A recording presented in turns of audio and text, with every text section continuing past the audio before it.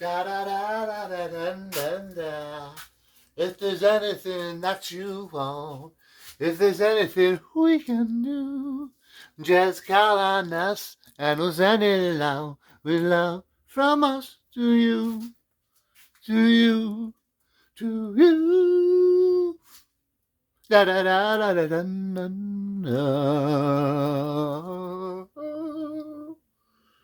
Peace be with you. This year, 2024, marks the 60th anniversary of the Beatles conquering not only this country, but the whole fucking world, man. They conquered the mind, the heart, the soul, the whole existence of the cultural realm of existence for most of the world, except for the Arab world. I think they're still thinking about jihad. No, whatever they're thinking about. I don't know what they think about sometimes. But peace be with you, my brothers, man. That's what I always say. Peace be with you. You know what I'm saying? Every single person, man. But they were the only world, I think, that the Beatles didn't really mean anything till recently. Maybe they did in the Arab world, man. Maybe Saddam Hussein was in his little cave, man, with fucking Bin Laden, like, yes, man. All right. Yes. They're going to be all right. And Bin Laden started, like, fucking firing his gun, and the cave crashed down. Saddam's like, you motherfucker. They started fighting and shit. But that's for another episode, man. We get like an Iraqi guitar, man. The dictator model, man. Instead of the president, man. We have a dictator, man.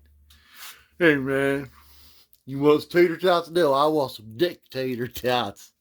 Let's talk more about the Beatles, man. Because that's why I got all my little Beatles gear out, man.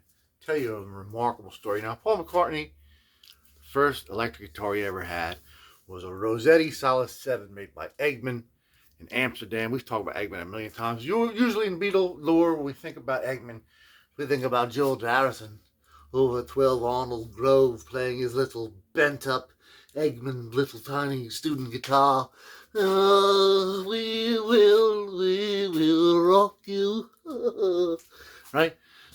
But Egmond manufactured the Rosetti brand Solid 7, which Paul McCartney bought around, I'd say, late spring in 1960. Went to Hesse Music Store in Liverpool. Like, oh, I fancy getting me an electric guitar, right? But I want to get something really cheap. And there was a guitar there, the Egmond Solid 7, which pretty much had a wire sticking out of it because it had this thing called the Royal Pickup Mount, which was like independently manufactured pickup mount that you could just, like a pick guard, screw on any guitar. And there's a wire coming out of it, and you just plug that into the amp. And I was on a couple different models throughout Europe, I'd say. You know what I'm saying? The late 50s, early 60s. Now, this instrument, the McCartney's, was cool because, and it appealed to him because he was a lefty. It had like a, see how this Epiphone has like equal sort of like cutaways, right? It's like totally symmetrical. And McCartney likes that shit being left hand. That's why he liked the Epiphone Casino when he got it, right? Because it was totally symmetrical. And this appealed to him the same thing, this Rosetti Solid 7. Now, the later Solid 7's going to have like the SG style, where like the top fin is a little bit bigger than the bottom fin, because the bottom fin has a deeper cutaway for like fucking Eddie Van Halen and shit. But again, that's another story, man. We're not talking about Eddie yet, man. It's 20 years in the future. Marty! Anyway, so he really liked this instrument. He thought he was right fab and keen. And he got it home, and he bought also an El Pico amp. You know, the cheapest amp is like an aquamarine. He still has that. This is one of the only, the Rosetti Solid 7 is one of the only actual original instruments other than the cavern bass that McCartney doesn't have anymore, because he's a miser or a hoarder. He's got everything he has. But the El Pico amp player, he still has it, still uses it. And every time he brings like a person from the BBC into his little like man cave there, studio, well, this is me El Pico amp. It's my first amp. And he'll get out like a famous Beatle guitar, like, you know what I mean? It's like a little, you know, casino and shit, and plug it in there, like, dee! And play like a solo in the fucking tax man, you know what I'm saying? That was an LP lamp. He's really, really proud of it, as he should be. And he really wishes that he had the Rosetti Solid 7, because it was his first electric guitar. He bought it, you know what I mean? Whatever, you know what I mean? Brought it home, was playing it all day long. Oh, I wish that all could be California. He got really good on it. And everybody in Liverpool's like, wow, Paul McCartney, man, he's getting really good, you know what I mean? He's getting real egomaniac. And Paul McCartney's like, yeah, and you can kiss my ass, I'm Paul McCartney. And all of a sudden he became Macca. You know, same with Rosetti Solid 7. So eventually, McCartney, Stu Sutcliffe, they're like water and oil, man. Did not get along because they're both competing. They both thought that John Lennon was the bee's knees, man. Both of them had like a bromance crush on John Lennon, and both vying for his attention.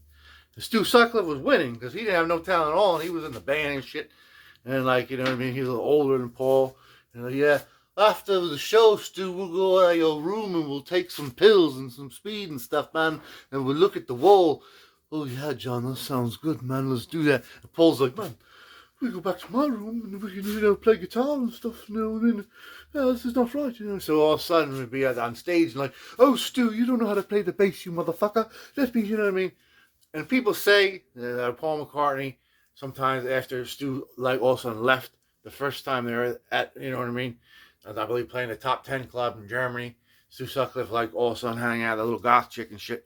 You know what I mean? He, like, left the Beatles. Because Paul McCartney is always like, man, you're no good. You know what I mean? Always berating him, like, I'm a better, blah, blah, blah, blah, blah. And they say that Paul McCartney would play Stu's bass afterwards. But that's not true, man. There's no photographs of that known to man. You know why? Because there's pictures of Paul McCartney playing bass. There's pictures of the Beatles from every point in their whole lifetime. They're so famous even when they're not famous. Seems to be a million pictures of Beatles exist. And every picture of Paul McCartney playing bass after Stu left from like late 1960 through like early 61 when he got the cavern bass, Hofner cavern bass. He was playing bass on a Rosetti Solid 7. All he did was he got like, first I believe he used his DeArmond pickup that he switched out that Royal thing. He had this like DeArmond pickup thing. It was actually a fake DeArmond. It wasn't even DeArmond. Kind of looked like DeArmond. But it was like an acoustic guitar, you know, pickup that you like put on your guitar and like screw it in there, hang it in there somehow. And it would pick up the strings, you know what I mean, if you couldn't have electric guitar. And he put that in there because he didn't like that big Royal pickup, you know what I mean, guard thing, you know what I mean, on his guitar. Did not like it at all, man. I don't fancy that at all, you know what I mean? It's not very gear and it's not very keen, you know? And I wasn't really a big fan of it. That's what Paul was saying, man. All right, Liverpool, Macca had spoken, man. So he first had this DeArmond thing, and then eventually he got, like, when he was in Germany again, he got a Hofner, you know what I mean? I believe a acoustic guitar pickup that he put in there. But he was playing bass on it, and he's playing it with 3 strings, you know what I mean? He got, I believe, 4 piano strings initially. He strung it out with, but they weren't meant to play bass. So the G string snapped. So he was playing with 3 strings. It was Rosetti with a Hofner, you know, acoustic guitar pickup through his little Alpico amp. Cheap old Paul McCartney or something else, man. Some other bullshit little amp, man. Because Paul's very, very cheap, man. Back in the day, man. He still has all of his original fucking underwear lint, man. He keeps it in a little ball in his drawer, man. So like in the middle of this little ball I have is actually underwear lint from when I was at the Kaiserkeller. And there was some from when we were at the Cavern, and there's a little bit of, tiny bit of lint in there from the time where I spent with the lady with one leg. But we won't mention that lint because it's not significant to the whole Paul McCartney story. Motherfucker. Right? So anyway, this is what happened, man. Old Bobby G always wanted Rosetti Solid 7. The original Paul McCartney one that was like, you know what I'm saying, like a little mustache. Very rare. Only produced in 59, 58. Produced in 2 colors, produced in like a red sunburst and like an aquamarine blue sunburst, which probably is the one that went with that little El Pico amp, right? Because it was the same exact color. But Paul's like, yeah, I don't really want that little cheesy turquoise guitar. Give me the red one. Maybe they didn't have one. They just wanted to mismatch it. I'm thinking that because you'll find a picture of his little El Pico amp. Actually, I'll show you it, man. And I think that it probably went with his Rosetti Solid 7. And there's probably a red one that went with his amp, but he didn't get it. Somehow he got a mismatch, man. It's my thought, man, because these are all rare instruments. I was looking on eBay for some parts, things that we're working on in the future in a couple of weeks, different projects we're going to talk about. Just getting ordering parts, and all of a sudden I see Rosetti, you know, something. I was like, Rosetti, and I was like, And I clicked on it, and then all of a sudden on like things, you know, you might be interested, it says Rosetti Solid 7 husk or something. I was like, what? Under $200. I was like, I happen to have a $50 gift card, Visa gift card. And I just found out, you know what I mean, maybe I could use that on eBay through PayPal. Somebody told me that. I was like, oh, cool, man. So I got a little extra money to play around with. And every 3 or 4 months, I like to buy like a $300-$400 guitar, you know what I mean, work on. You know what I'm saying? A little nice one, you know what I'm saying? So the time was right. So I started looking at it, and it was a beautiful, beautiful blue one. And it was totally devoid of any electronics, anything other than just like the neck and like the body, man. And basically what happened was there's a big time Beatle collector who got a red one, McCartney color one, and he needed like all the parts off of it, you know what I mean? He had a husk himself, but it was a pretty good condition husk, other than the fretboard, which had been like removed and like screwed onto the guitar. So he was able to get another blue one, which was in good condition. All the components were in good condition, but the paint was kind of cracked on the side and it was kind of messed up. Took all the parts off of it, put them onto his red McCartney one. He's like golden. He's got a beautiful McCartney one. It's exactly like McCartney had. He's excited. Every day he looks at it. He gets up. He's like, he puts on his Beatle fucking thing and he puts a Beatle wig on. He looks in the mirror and he plays it and he's like, well, I gotta go with the wrecking machine. And he sits in the fucking window and he's like, hey, love, you want to come up for a tea, love? You know what I mean? And he tries to get a friend, you know what I mean? That guy, Prince Stash, on Facebook. He thinks he's Paul McCartney, you know what I mean? He's just straight up nuts. Tom's kid, man. Anyway, so I bought this off him on eBay because I guess he had it for a couple years. And plus he gave me like the fretboard off of his, which had been screwed into the guitar, all fucked up. And well, he took my nice fretboard. You know what I'm saying? But I'm going to put it back together. I'm going to reconstruct the original pick guard, you know what I mean? A royal pick guard mount. It doesn't kind of look like it aesthetically, but like different components in there. And we're going to make it great again. It hasn't arrived yet. I just got it. I just ordered it yesterday. I'm excited to reconstruct it. I had a little idea to maybe put a jack on the side so we don't have the wire dangling around it all the time. I'll wrap a wire around it, you know. It's better for like put it up on the wall and wire hanging out of it like it's some kind of, you know what I mean, Dan Electro amp and case fucking shenanigan, you know what I'm saying? We ain't no shenanigans here. We're the fucking Beatles, for Christ's sake. So I'm going to go right now, go take you to Learn Loud and show you a bunch of pictures. Because I just told you all kinds of information, but you might be confused because I talk a lot. You might have got confused by some of my little impressions and stuff. And like, he's like, I don't really understand what he was saying. He was speaking in tongue. You know, I'm going to show you some pictures of McCartney, the Rosetti. I'm going to show you mint condition of what we're getting. The rare turquoise one. Turquoise. And then when it comes, we're going to unbox it, restore it together. So again, we're celebrating the conquistadorship of the Beatles, 60 years, 1964, 2024. I'll see you in the Learning Lab. I'm going to flip you around right now. So welcome to the Learning Laboratory. Now this right here is like a mint condition example of what we just got, man. Can you see that? I want you to experience it correctly. Right? Now, look at the color. You know what I'm saying? This is from a reverb listing that closed a couple years ago. I think it sold for like $600 like 3 or 4 years ago from the UK to the USA. So there's a big collector's value. It's still got the cable coming out the back of it. We're going to try to make a little jack in the side of it. Put a little barrel jack in there. But this is like good because this reverb listing has like all kinds of great pictures. And we'll come back to that in a minute because I promised to show you McCartney's, you know what I mean, first El Pico amp. I think this is the El Pico 45. They said it comes in different colors. I've never seen another one other than this like turquoise green. You know what I'm saying? The turquoise green seems to be the only color, but it very closely matches up, you know what I'm saying, to this color here, like especially when it was new. So I think it was kind of a package deal that he got from Hesse's Music. I don't know for sure, though, because I wasn't fucking there. Paul's really proud of this first amp. You know what I'm saying? This is like from, I don't know, 25 years ago. Look at me amp. Look at this. It says gramophone in, right? He was real serious to show it to everybody that came to see him. And this is back in the 80s when he first got in the Hogmill studio together. You know, he still had it back there. See, this is from the internet. I don't know who circled that, man. But they did the right thing by circling it on this screenshot.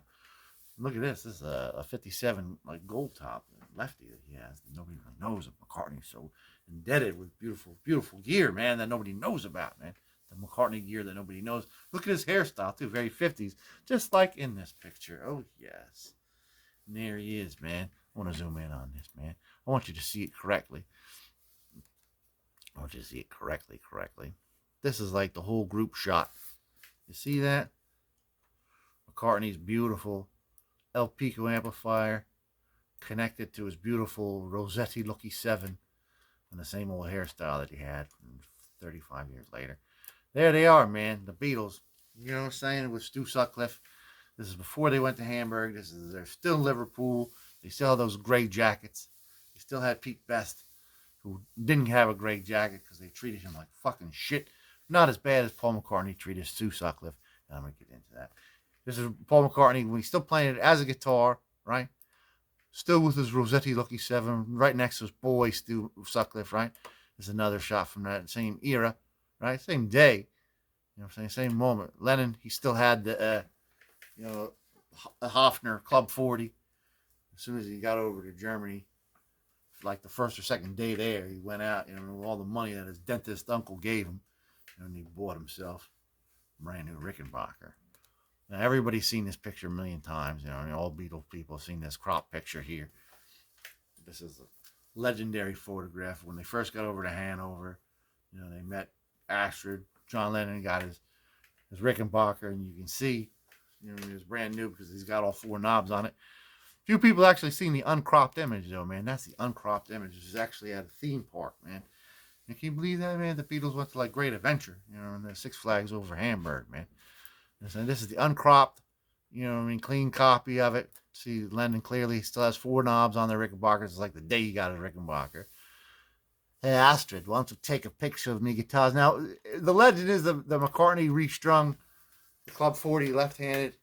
He did not. He did not. The Club 40, somebody's found it recently.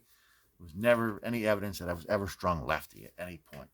McCartney's just posing with it, because he didn't want to be posed with that horrible-looking Rosetti Solid Seven. You know what I'm saying? He's just posing with it, man. Here's another rare shot. That's an outtake, man. It's like a different kind of, angle. See? And the angle's slightly different. See, I'll get that in that right there in that cusp. See how slightly different? And Lennon's a little bit less. And George is looking the wrong way. I'm going to look this way. All right, now I'm going to look directly at you, Astrid, because I like looking at all the ladies. Now I'm going to look over here because I don't want you to think I'm looking at you, right? And Lennon's like, oh, man, I'm tired. I need some pills to keep me awake. But he's still got 4 knobs on the Rickenbacker. Right? And he lost one as soon as he started playing at the top 10 club. But I want to show you something. Because Paul McCartney never played this instrument right here in public. Why? Because there's millions of pictures of the Beatles, like I told you. And let's talk about those million pictures of the Beatles. Let's get this big boy right here. Right here's the top 10 club. There's John Lennon and Stu Sutcliffe both playing. See, let me go back here because I want to pause this. I want you guys to take this in correctly. I don't want you to get shortchanged here. You see this? Stu Sutcliffe with his Hofner bass, John Lennon with his Rickenbacker, right? We know this is a tale as old as time, right? Now, you see right here? That's McCartney's Rosetti Solid Seven. You know what I'm saying? Here's a picture right here of George Harrison. You know what I mean? You can see the 4-headed Hofner here. I'm going to zoom in on this, man. I want you to see this, man. I want you to see it correctly, right? See that? Now McCartney has these 2 right here blank. There's no strings going there at all. You see there's Stu's bass right there, right? Here's George Harrison playing the new Rickenbacker. I want a picture of myself playing it too, right? So McCartney was playing bass on stage at the same time Stu was playing bass. He was that much of an asshole to him. You can't fucking play bass, you idiot. So he was on stage with a guitar strung up like a bass, actually playing the bass line while Stu walked around blindly in his stupid sunglasses, right? Because there's many pictures, Here's Paul McCartney, Stu Sutcliffe is over here, with a bass strapped on, but McCartney's over here playing the bass, right? Isn't that fucked up? And here he is again, Paul McCartney with 4 strings still. 1, 2, 3, 4. 4-string of bass. Here's Stu Sutcliffe over here pretending to play the bass. You know what I'm saying? Paul's like that, man. He's a real fucking Paul McCartney, you know what I'm saying? And here's another clip of it. You know what I'm saying? There's Paul with his 4-string of bass. John Lennon and his Rickenbacker. You know what I'm saying? George Harrison over here with his Futurama. Futuramus, right? Here's old John Lennon. John Lean On, right? Lean on me, John, right? There's Paul McCartney playing the bass in secret, right? And I'm not joking, man. See, this is Paul, George, 4 strings, 1, 2, 3, 4, right? Nothing on there, man. Now, clearly, you know what I'm saying? There's Stu's bass right there. So Stu was still on the Beatles playing. And there's McCartney's, you know what I'm saying? There's the bass, Stu's bass, right? And here's McCartney's guitar right here, you know what I mean? Different angle. Same time, same place, same exact moment. You know what I'm saying? Just like 20 seconds later, McCartney was actually playing the bass on stage, right in Stu's grill. This is after the string broke, right? Actually, it was the 8th string that broke, right? And now he's got the Hofner pickup on there. So ballsy motherfucker, Paul McCartney. You know what I'm saying? How could you like pretend that somebody like really liked you if you're on stage with him as a band and he's got his guitar strung up, he's actually playing the bass while you got a bass? You know what I mean? That's kind of ballsy, man. And if you don't believe me, you know what I'm saying? A couple of days later, Paul McCartney shows up with the actual another bass. You know what I'm saying? Like straight up has a Hofner violin bass now. I think he actually ordered it in Germany. He was just waiting, playing that Rosetti until this thing came in because he ordered it lefty, especially lefty. You know what I'm saying? Because he could, you know what I mean? He was there. Right? And I believe that while he was being deported with old Pete Best for burning a condom on the wall, you know what I'm saying? He dropped it on the ground, and all the rest of the Beatles smashed into pieces as Paul was crying, "No, no, not me, Rosetti Solid Seven." You know what I'm saying? And they all smashed the shit out of it just because Paul was such an asshole to Stu Sutcliffe. Stu Sutcliffe never let Paul use the Hofner bass because there's no picture of it. And no picture of it. And there's millions of pictures like I just showed you. And there's another one. You know what I'm saying? And by this point, you know what I mean? In the day, man, Stu's just taking a pose on the stage with the bass. He's not even pretending to play. Now he's just fucking posing there. I'm going to sit down here and take off my sunglasses, and I'm going to pose as if I have a bass. Right? And McCartney's right behind him actually playing the real bass. You know what I'm saying? That's a balls out Paul McCartney move, man. Power trip. You know, I love you, Paul, but, you know what I mean? We got the pictures here. We know about your tricks, bro. We know about that shit. Right? So let's get back to this, talking about our friends here on Reverb, man. This is the listing for Reverb that I was telling you about. It's got a lot of great reference pictures for us to use in our, you know what I mean, restoration thing. I mean, this is a real clear picture of the Rosetti, you know what I'm saying, logo in here. We can zoom in real clear on that and clean that up.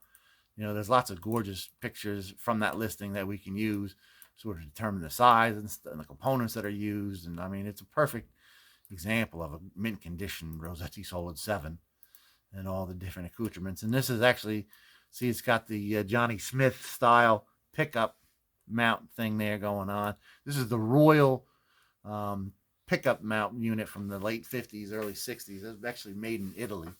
I think Royal Mount is still actually making like different pickup components for mostly for Gibson guitars, I believe. Right?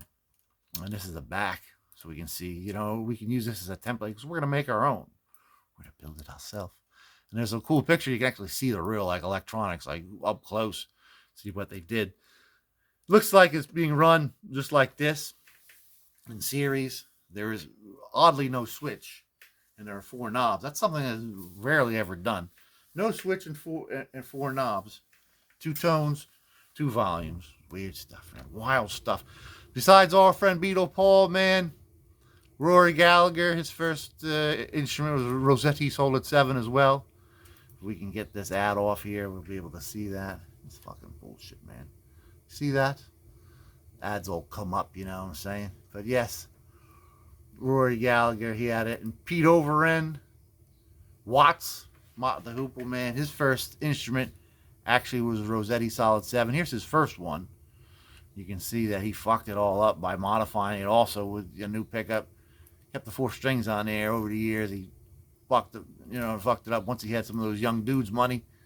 You know what I'm saying? He got like another one just like we have, you know what I'm saying, which is what his original looked like originally, you know what I'm saying, because he painted his out black. Cause I don't fancy the turquoise, you know. And then he had another Rosetti, which is another Egmond product, which I believe was the Squire 7 or something like that. I forget exactly what the name of it, but that's not important, Marty. It's not important. That's not what we're talking about, man. So Mott the Hoople, right? Rory Gallagher, and a Solid 7 with the ad over top of it. We don't want you to see it, what it looks like. Rory's all, I'll own you, fucker. Right?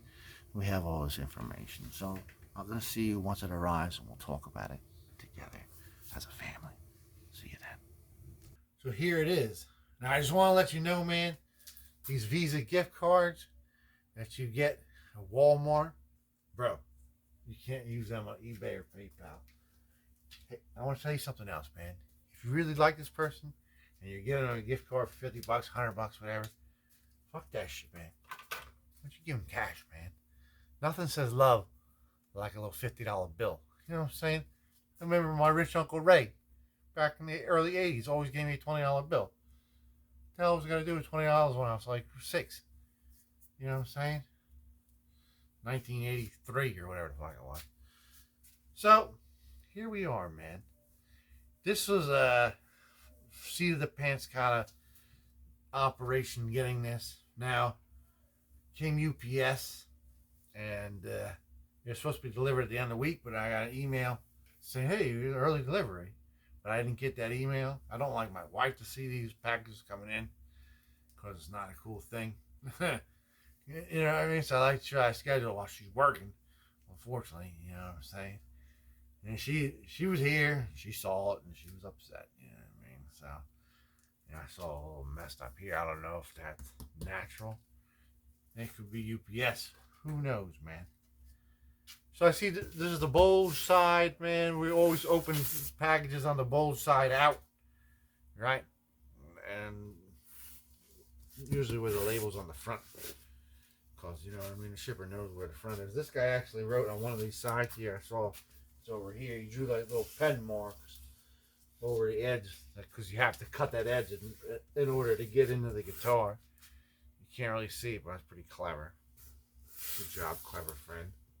With all the good components for my guitar, man. You know what I'm saying? I got mixed feelings about this sale. I'm happy to have it, but I'm envious of the fact that he has all my parts. My good parts. Took all my good pieces. Scored me into these pieces. Oh. Yeah, I gotta get this thing open. Oh my god. Fresh. Oh. Holy shister. There it is. Imagine you opening one of these things and all you get is like rocks or something. You know what I mean? It's like. This thing is like serious. I can't get through this. It's like serious operations. Making our way. Making our way back to the Fab Four Seasons. Look at this, man. He sent me his old lice-ridden fucking bedspread. Oh, just kidding, man. I shouldn't be so nasty. I mean, this turned out to be the best guitar I ever owned. Yeah, that's very clever, man. Very clever. Not a Tula. Look at this, man. I'm gonna save that, man. Oh, yeah. I'm gonna put this over this side. That's the junk side. Look at this, man. Look at like psychedelic fucking packaging on it too. This is like the most serious package thing I ever seen, man. Look at this thing. Yeah, we constructed this box himself. Like fiberglass insulation panels. Okay. Breathing in fiberglass. Just like Rory Gallagher, man. What the fuck? This guy's a little overboard, man. You know what? This thing, like... Oh. I'm gonna break it myself. Let's get this thing out of here, man. I don't know. I trust this, man. You know what I'm saying? Give me the Corona. Uh-huh. So there it is, man. I'm just gonna try to get through this guy with scissors. I just like having that box around me, you know what I'm saying? I mean, it's just like... It's a little weird, man. Expose this possibly. Hide the evidence. We don't want to destroy the instrument. We're trying our best to be as cautious and gracious as possible. This guy was serious about this saran wrap on him. You just saw all the headlights colonies top of my head. Just kidding, man. I never had headlights. This skeeves me out, just the thought of it. I just wanted to skeeve you out, too. I know half you are like, yeah. Hey, man, we don't have anything else to talk about, do we? You know? Do you like saran wrap on your sandwiches? Do you trust putting something like that on your food? I grew up on it, man. Look at me. A fucking winner. Go ahead. Man. Yeah, man. That's McCartney's fucking spooge, man. I'm telling you. Secret sessions. Oh. There we go. Finally. Free. Thank God Almighty. Free. Yeah, that'll hang off pretty good, man. Did a pretty good job removing that. Too bad the knuckleheads, you know what I mean? On the McCartney model was probably, you know what I mean? Maybe it was like McCartney's model, because I know the Beatles smashed, like I said in our informational session, the original. That's fascinating in all facets, man. So, I mean, it seems to have a very straight neck. Let's take a better gander at it. Professional. And there it is, man. It's cool because it's sort of hollow body like the Hofner Basic. You know what I mean? Like Egmond knew how to make, you know, hollow body guitars, but they couldn't really make the electronics at first. This is like the early stuff. And the Royal Mount was done in Italy, so. And all they had to do was screw it on. They get the Royal Mounts and lots. We can see where we have to plug in here. And even more importantly in here.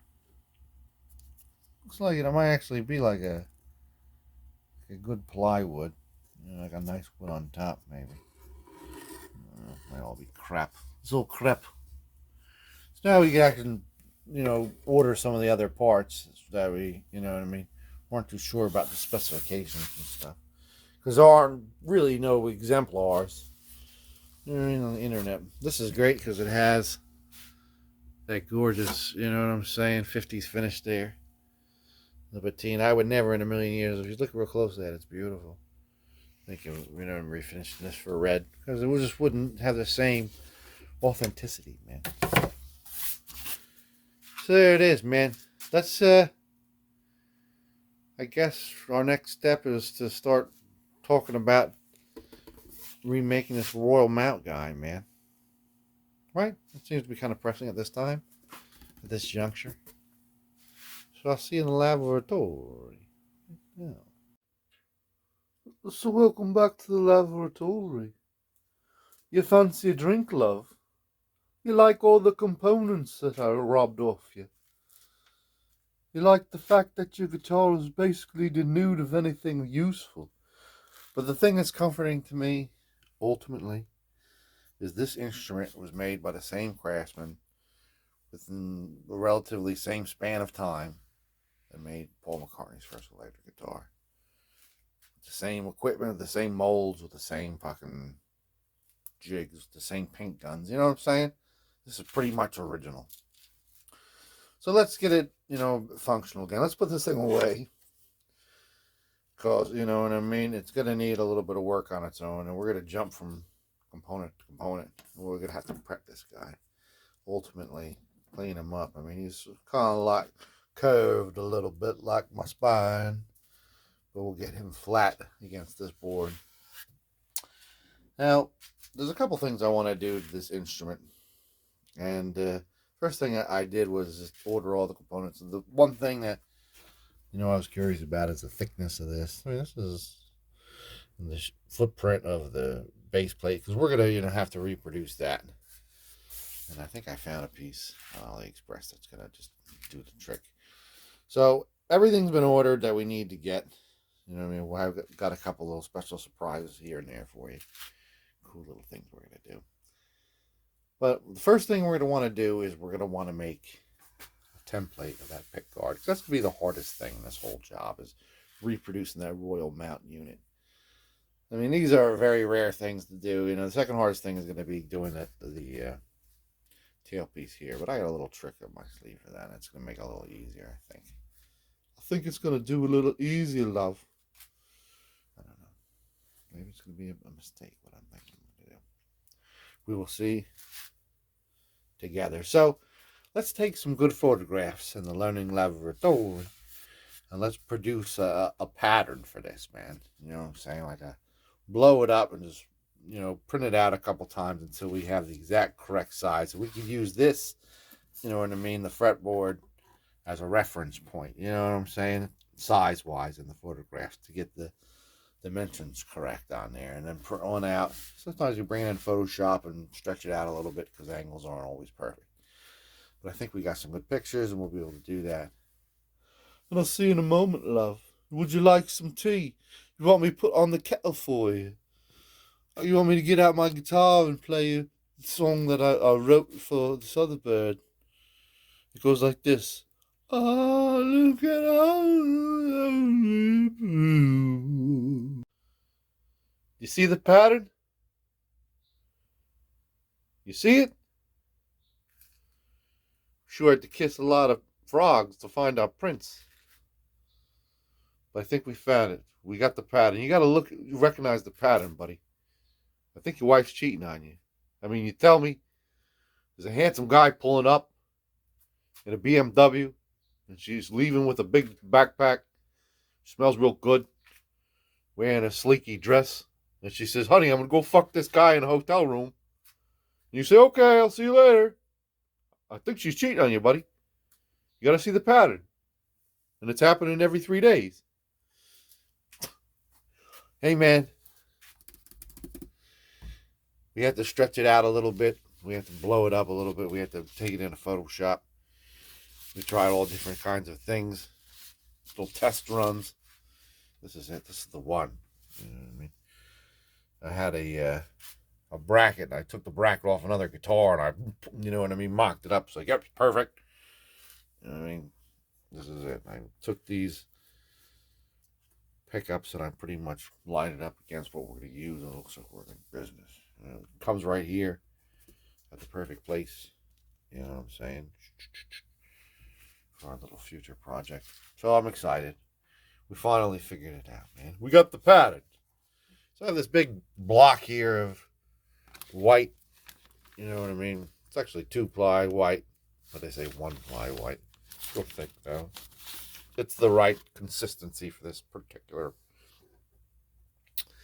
Anyway, man, there's two sides to it. This is like a matte sort of side, and this is like a real shiny, glossy side that has a protective film over it. Now, sometimes I use the matte side when I'm doing old instruments because it's easier to sort of dumb it out, make it look a million years old. You don't always look at the back, you know, your back is so glossy. This time I think I'm going to use the glossy side, you know what I mean? I think I'm going to do it, man. I'll try to trick it out to make it look a little old, but I think the glossy side's going to pop a little bit better than the matte side. Plus, I think I have some, like, fingerprints in here. You know what I mean? With glue the last time. So we're going to figure out, you know what I mean, exactly where we put this old girl. Oh, right there. Where it's going to take up least amount of space, you know what I mean? Right there is perfect, right?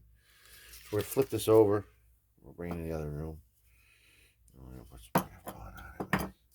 I just wanted to see where the knobs were going to be, you know what I mean? I have one of these cheap, you know what I mean, jazz bass knobs.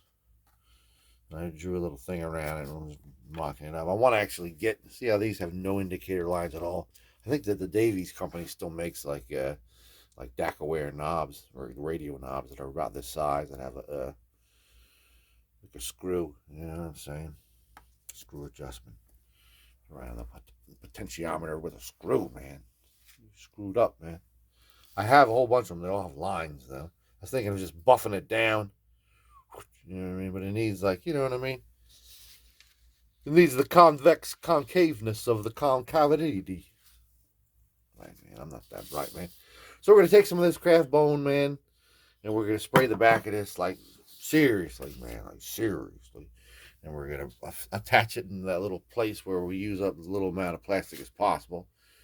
And we're going to let it dry for a little while, make sure it's good. Now, sometimes you'll be drilling it or cutting it, and this, you know, a little sheet will, you know what I mean, like, you know what I mean, or drilling it, especially little holes and stuff. Sometimes you got to be real careful. But this will, you know what I mean, be your little pattern. Now, if we wanted to use the flat side, we would have printed this like a mirror image of this and just put it on, done the same thing, cut it out, and this side would have been like perfect. You know what I mean? Because the back side's the mirror side. Didn't you know that, Steve? Yeah, I bet you didn't, because you're a little bit slower than the rest of the crowd. I'll see you when we're all, you know what I mean, pasted on there. And then we're going to go over to this little friend right here. He's called a scroll saw. The old scrolly's going to cut like a basic gentleness of him. Right? So I'll see you right when we're glued on. And I'll see you right when we're cut out. You understand there, Pard? All right. All right. All right, so we got it glued down, but we had a problem. I was spraying the back of it with the craft bond, and I got like to like right here. And I was like, what? And it just wouldn't spray anymore. I was like, oh, fuck. You know what I mean? It was definitely not enough. You know what I mean? Sort of smeared around. You know, it was just a little bit in the corner. And the thing was done, man. So I ran out to Dollar General. I found this. This is not Craft Bond. It cost what Craft Bond used to cost before the pandemic, man. This probably cost like $2 back then. Now it's about $5. Anyway, seems to do a pretty good job. I mean, it's a little bumpy back there because, you know, we had Craft Bond and then we had this stuff on top of it because it kind of dried out in the 10 minutes it took me to go run out there and get this. We let it dry a little bit. This is a little bit more greasy looking. It looks like it'll do the trick, you know what I mean? We can see where the holes go. You know what I mean? This is looking like a Pompeii volcano. This guitar survived.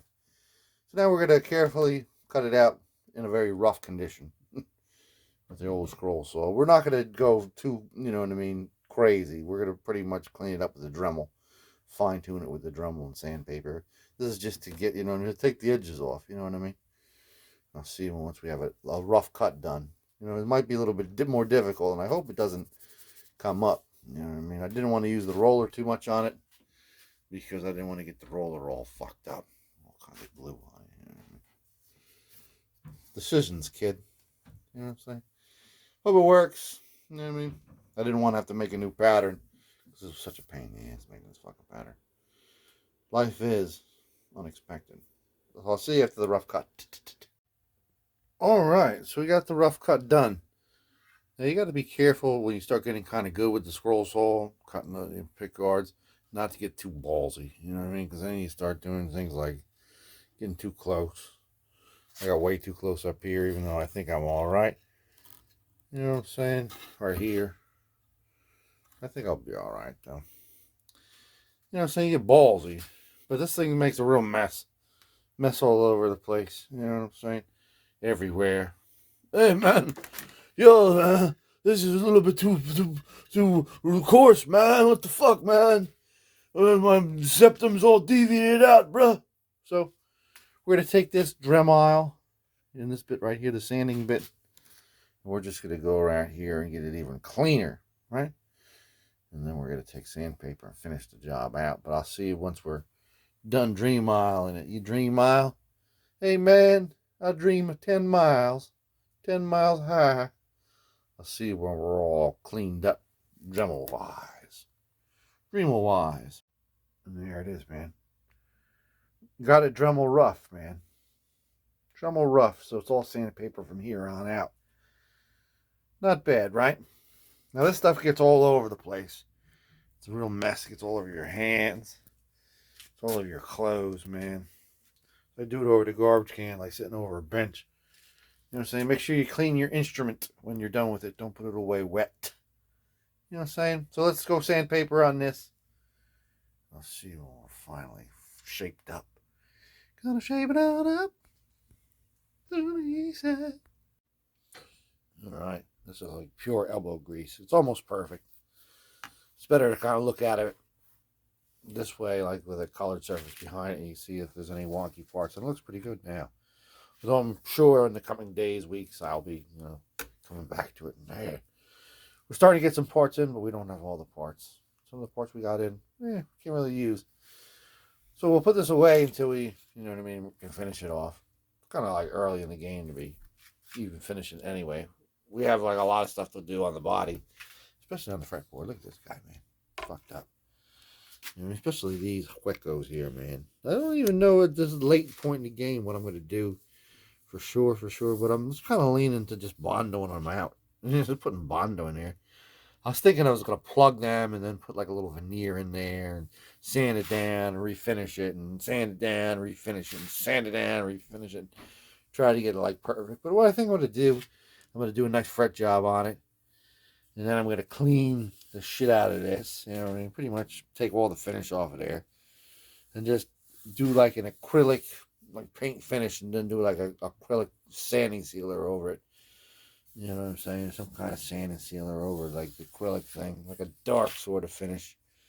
Because these were like a dark rosewood, faux rosewood, stained. You know what I mean? Light wood. This one looks like it might be like a maple veneer, like a curvy maple veneer under there. It's actually a maple rosewood board, bro. Fucking crazy. A maple board tricked out to be rosewood. This is McCartney style, bro. So what we're going to do is we're going to do a fret job on it right now. That's the first thing we're going to do.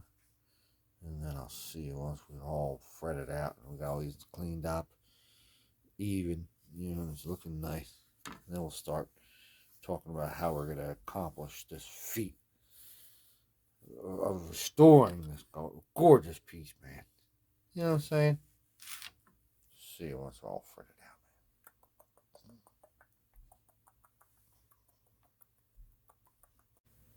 So here's a real quick before. Look at all the dents. You know what I'm saying? Look at the corrosion up here. The corrosion. It's a mess. Right? That's a quick before. Let's get to the after. Alright, so here we are after the fret file. Much better, right? Everything looks a little bit more copacetic. Now, generally, at this point, I would run a piece of steel wool up and down the frets, get them real smooth. Depending on how much I really cared about the instrument, I'd, bring that up to like, very high grade sandpaper. And then I might use like lens paper. I don't know if I was really crazy about it, but in this case, you know what I mean. What I'm going to do, now you don't want to actually do anything with this zero fret either. So I sort of just left him alone because he's got a little bit of grooves in him. Where the strings got to go down, I want to leave those. Right.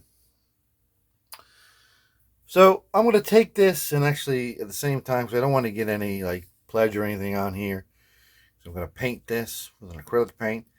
I'm going to use this opportunity to sort of clean this off too. Clean everything off. Try to like strip it a little bit of whatever finish lingers. You know what I'm saying? And at the same time polish up these frets. Right? Get all the tooling marks off of or the recrowning process. Right? So I'll see when we're all still whulled. You ready to get whulled over, William? I bet you are.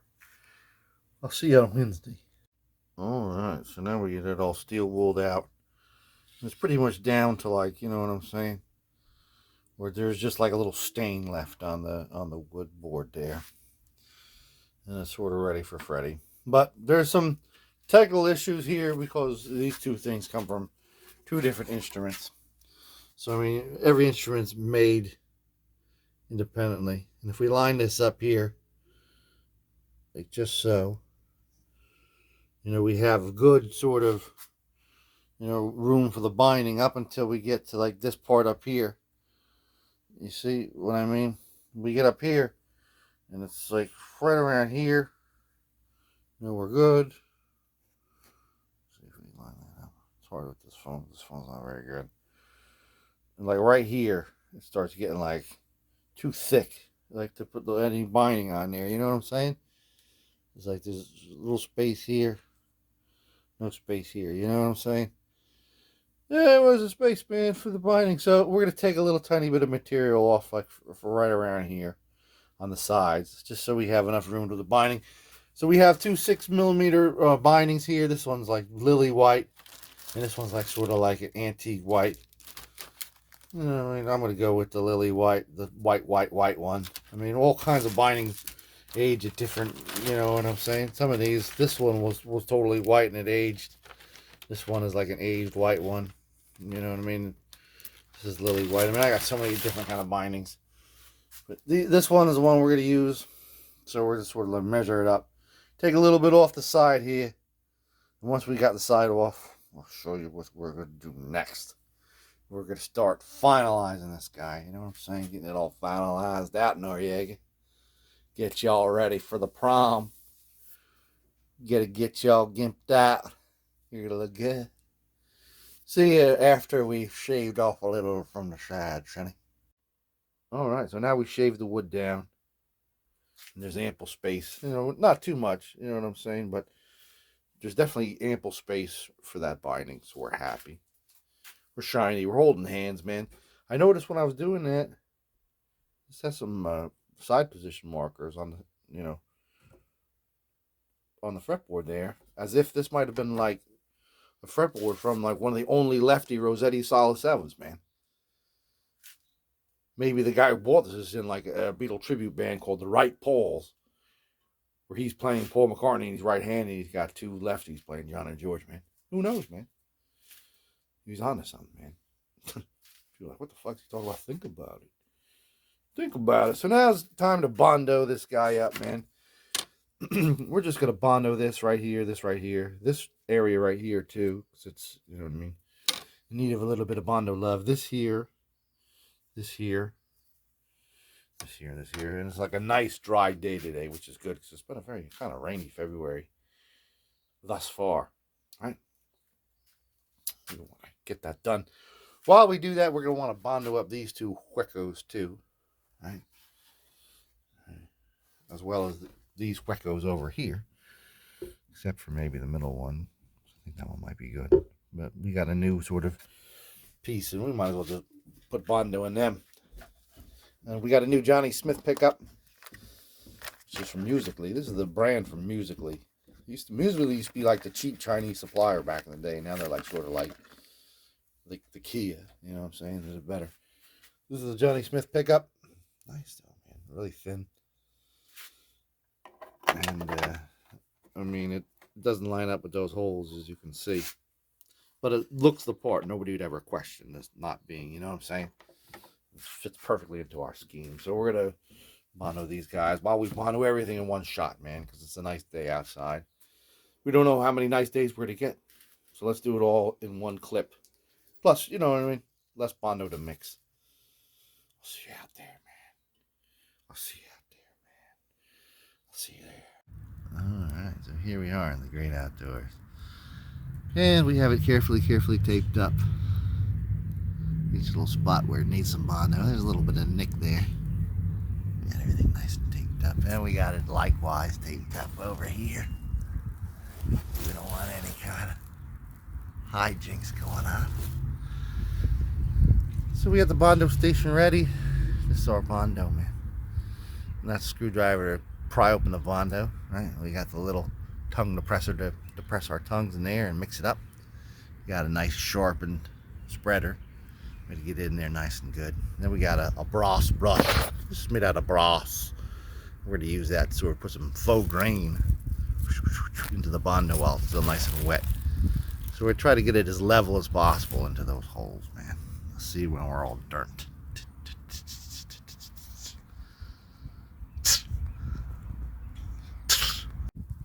Oh yes, the aftermath of bondo. The mess, but the success. We have to mix up 2 batches. Get everything strewn about. So let's let it sit here in the sun for a little while and bring it inside, completely cure out. And if that burnt, that's when we'll see each other next. Right? 2 batches, man. Alright, we're almost totally cured out. almost totally cured out. This has like been about 2 hours, 3 hours, but I want it to be real dry. Looks like it's all right, man. Looks like it's satisfactory. Ones on the side, we just peeled off right away, and we took a little razor blade and got them down to grade. You know what I'm saying? So they're totally, you know what I mean, level. This will work on a little bit. I want to work on the side here a little bit. And we got severely crackling paint along the side of this. It's all fucked up. It looks fucked up. It's going to keep getting more fucked up the more it gets handled. There's another guitar recently that we messed around with. The same problem. Let me give you a little bit of sample of that, Sonny. Yes, remember this fine old specimen, Sonny? This was a Harmony Broadway from the late 40s that was pretty much, you know what I'm saying, the same deal, man. There's some sphere, lacquer, cracker all around it. And the beauteous instrument had to be refinished. And I was like, I don't really want to refinish this because I kind of dig that, you know what I'm saying? Kind of dig it. It looks like wear, but I just don't want it to get any worse. So I taped it up very carefully. I brought it outside and I oversprayed it with more lacquer. That, you know, we made it permanent. Now I can rub myself against it as much as I want. And it won't get worse, but it doesn't look like it's been refinished. You know what I'm saying? It's still a little bit checking. So, that in mind, let's go back to our project in hand. All right, so we're going to tape it up, right? And we're going to overspray it first with black on the sides. You know what I'm saying? We want to get that whole mess. You know what I'm saying? We want to get it bussing again. And this on this top, we're going to give it a little bit of clear. A little bit of clear. And when the black is all dried on the side, we like to be dry on the side, man. Then we're going to put a little bit of clear over that too. Even though we don't have to, I just want to, you know what I mean. Because if you go through the black lacquer, then you go right back to the primer. But if you go through the clear lacquer, you go to the black lacquer. So it's harder to sort of, you know what I mean. Hey, it's one of the little tricks of the trade. But the biggest trick of the trade doing this project correctly is to tape it off correctly. You don't want it slipping through. You don't want to fucking anything up. You want it to be nice for the people. Nice for the people, Sonny. We don't want to make it look all messy. You know what I'm saying? We're not going to worry about this right now. We're going to tape it off just so we can get the side, man. Just the side.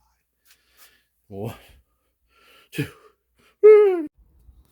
All right, so here we are again outside. One of those rare, beautiful, mild, crisp February days, man. We have it properly taped off. We're going to just quickly go over it with black. You know what I'm saying? We don't want any primer on this old girl because we want to preserve that crackle old look. I'm saying that plywood crackle. So we got a little bit of old black. Let's shake it up. Shake it up. Shake it up. One coat, people. Then we'll take a look. Maybe we'll need to. We'll determine that. Alright, so it looks like maybe one thick coat almost did it. I think I want to go over it with a quick second. Because there are some spots, especially over here. Let's see that over there, friend. You know what I'm saying? Where it really needs a little bit more. I'm saying it's very needy, old needy guitar. So let's give it a second coat. One more coat. And here it is. That's pretty much all we can do with the black lacquer. Get a good shot of it, man. But it sort of like peels out. You know, like drips down. It's a little weird. That's why we need the clear on it. I hear somebody yelling in the distance. Neighborhood is not the same. Power tools and yelling. A little bit clear. Right. See all the little holidays, as we used to call them? Holiday. Let's just see it correctly. Anyway, let's get a little clear. One coat, 2 coats. I'll show you when we're all done. There it is, people. Sun has dipped down behind the houses. It's starting to get a little cold out here. 3:35. You know what I'm saying? All the birds are all happy. And a nice day. So, let's break through the top of here. Tape off that top square and give a little squirt of that clear lacquer. I'll show you when we're all taped up. And I'll show you when we're all lacquered up. Right? Let's see. Merman. There we go, man. I think, though, in New Jersey, it's like a $2 fine to destroy a plastic bag that can be otherwise used for garbage or other purposes. That's the actual statute, man. Sorry about that. Whole garbage bag. Anyway, we're going to give this guy a little tiny bit. Clear. Right? them all preservative, man. We want to preserve the little tiny bit of hair that we got left. You know what I'm saying? We want to be proud. I'm gonna give him a little squirt. I'll put you on pause and show you after he's whole quitted up. There, it's all quitted out. It's just a preservative. It's a beautiful day it's been, man. Birds are all happy. They're content. You know what I mean? A little reprieve from the doldrums of winter, man. Great day to be alive. So we'll let this sort of cure out a little bit out here. Bring it in the garage until it doesn't smell that bad. Bring it down the cellar. Into that pernt, we'll be together again. You know we will. So it's been sort of sitting out here for a while, day or two, and it still kind of smells like lacquer. We put a lot on the sides. I don't want this paper to sort of stay on too long. The tape, you know, the adhesive and everything. You know what I'm saying? I want it to pull off any kind of paint. So let's, you know, it's totally dry to the touch. Let's peel this stuff off. Right? Peel it off. Let's sort of let it continue to cure. Maybe give it a little bit of once over on the sides with steel wool. You know what I mean? That's what I mean. I mean it. Seeing we're all sort of rejuvenated, neighbor. So while that lacquer's kind of curing out, let's work on this old girl. Let's peel off this tape and see what lurks beneath the depths. Not too bad. A little sloppy up here because the Bondo was real wet when we first applied it. The first batch had a lot of water in the accelerant. I don't know what just happened. Everything else came out according to Hurl.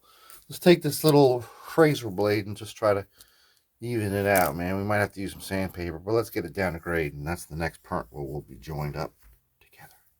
See you in a minute. All right, so we got it sort of like level. Still like kind of messy in places, but I mean, it feels pretty even. But I got a little, you know what I'm saying, extra precaution. We're to go in there and do it on the block. Get it like totally degrade. I don't mean to degrade you, but we're going to do it lightly. We don't want to destroy anything or make it like worse. You know what I'm saying? So we're going to do this very lightly, but it's kind of like a block, so it's good. All right? I'll see you in a minute. All right, so it's now down to grade. It's feeling good. It's feeling great. It's feeling fine. Feeling excellent, man. You know what I'm saying? Excellent moments. Had to use a little bit of plastic wood powder. It's old plastic wood I just smeared in here. There were a couple little deficits that didn't like. They weren't like turtle in the level. It's kind of bothersome, but no big deal. The next step I want to do is I want to tape off all these frets. What? It's going to be a real pain in the ass. Well, not really. Just got a roll of this, man. Correction tape. We're just going to, you know, quickly put it, slice down each one of them and tape off the side. That's what we're going to do. And then I'll come right back at you and show you something else we're going to do. A tape off trick. You old trickster. All right. So we're all taped up. It might look ridiculous, but trust me, there's a method to the madness, right? So let's tape up these things. I don't want to get them all painted up. We're just going to put a little piece of this over it. And if you can follow me, you dig it, man. Put this on there. You can see right through it, right? We're just going to trace that with this fine line Sharpie. Whether to cut it out or to cover it up. Right? See you in a minute. So now we're all, you know what I mean? You know what I'm saying? I just told you. So I got some acrylic, bittersweet chocolate. It's a real dark chocolate, man. Real dark chocolate. Yeah. There's some very white chocolate.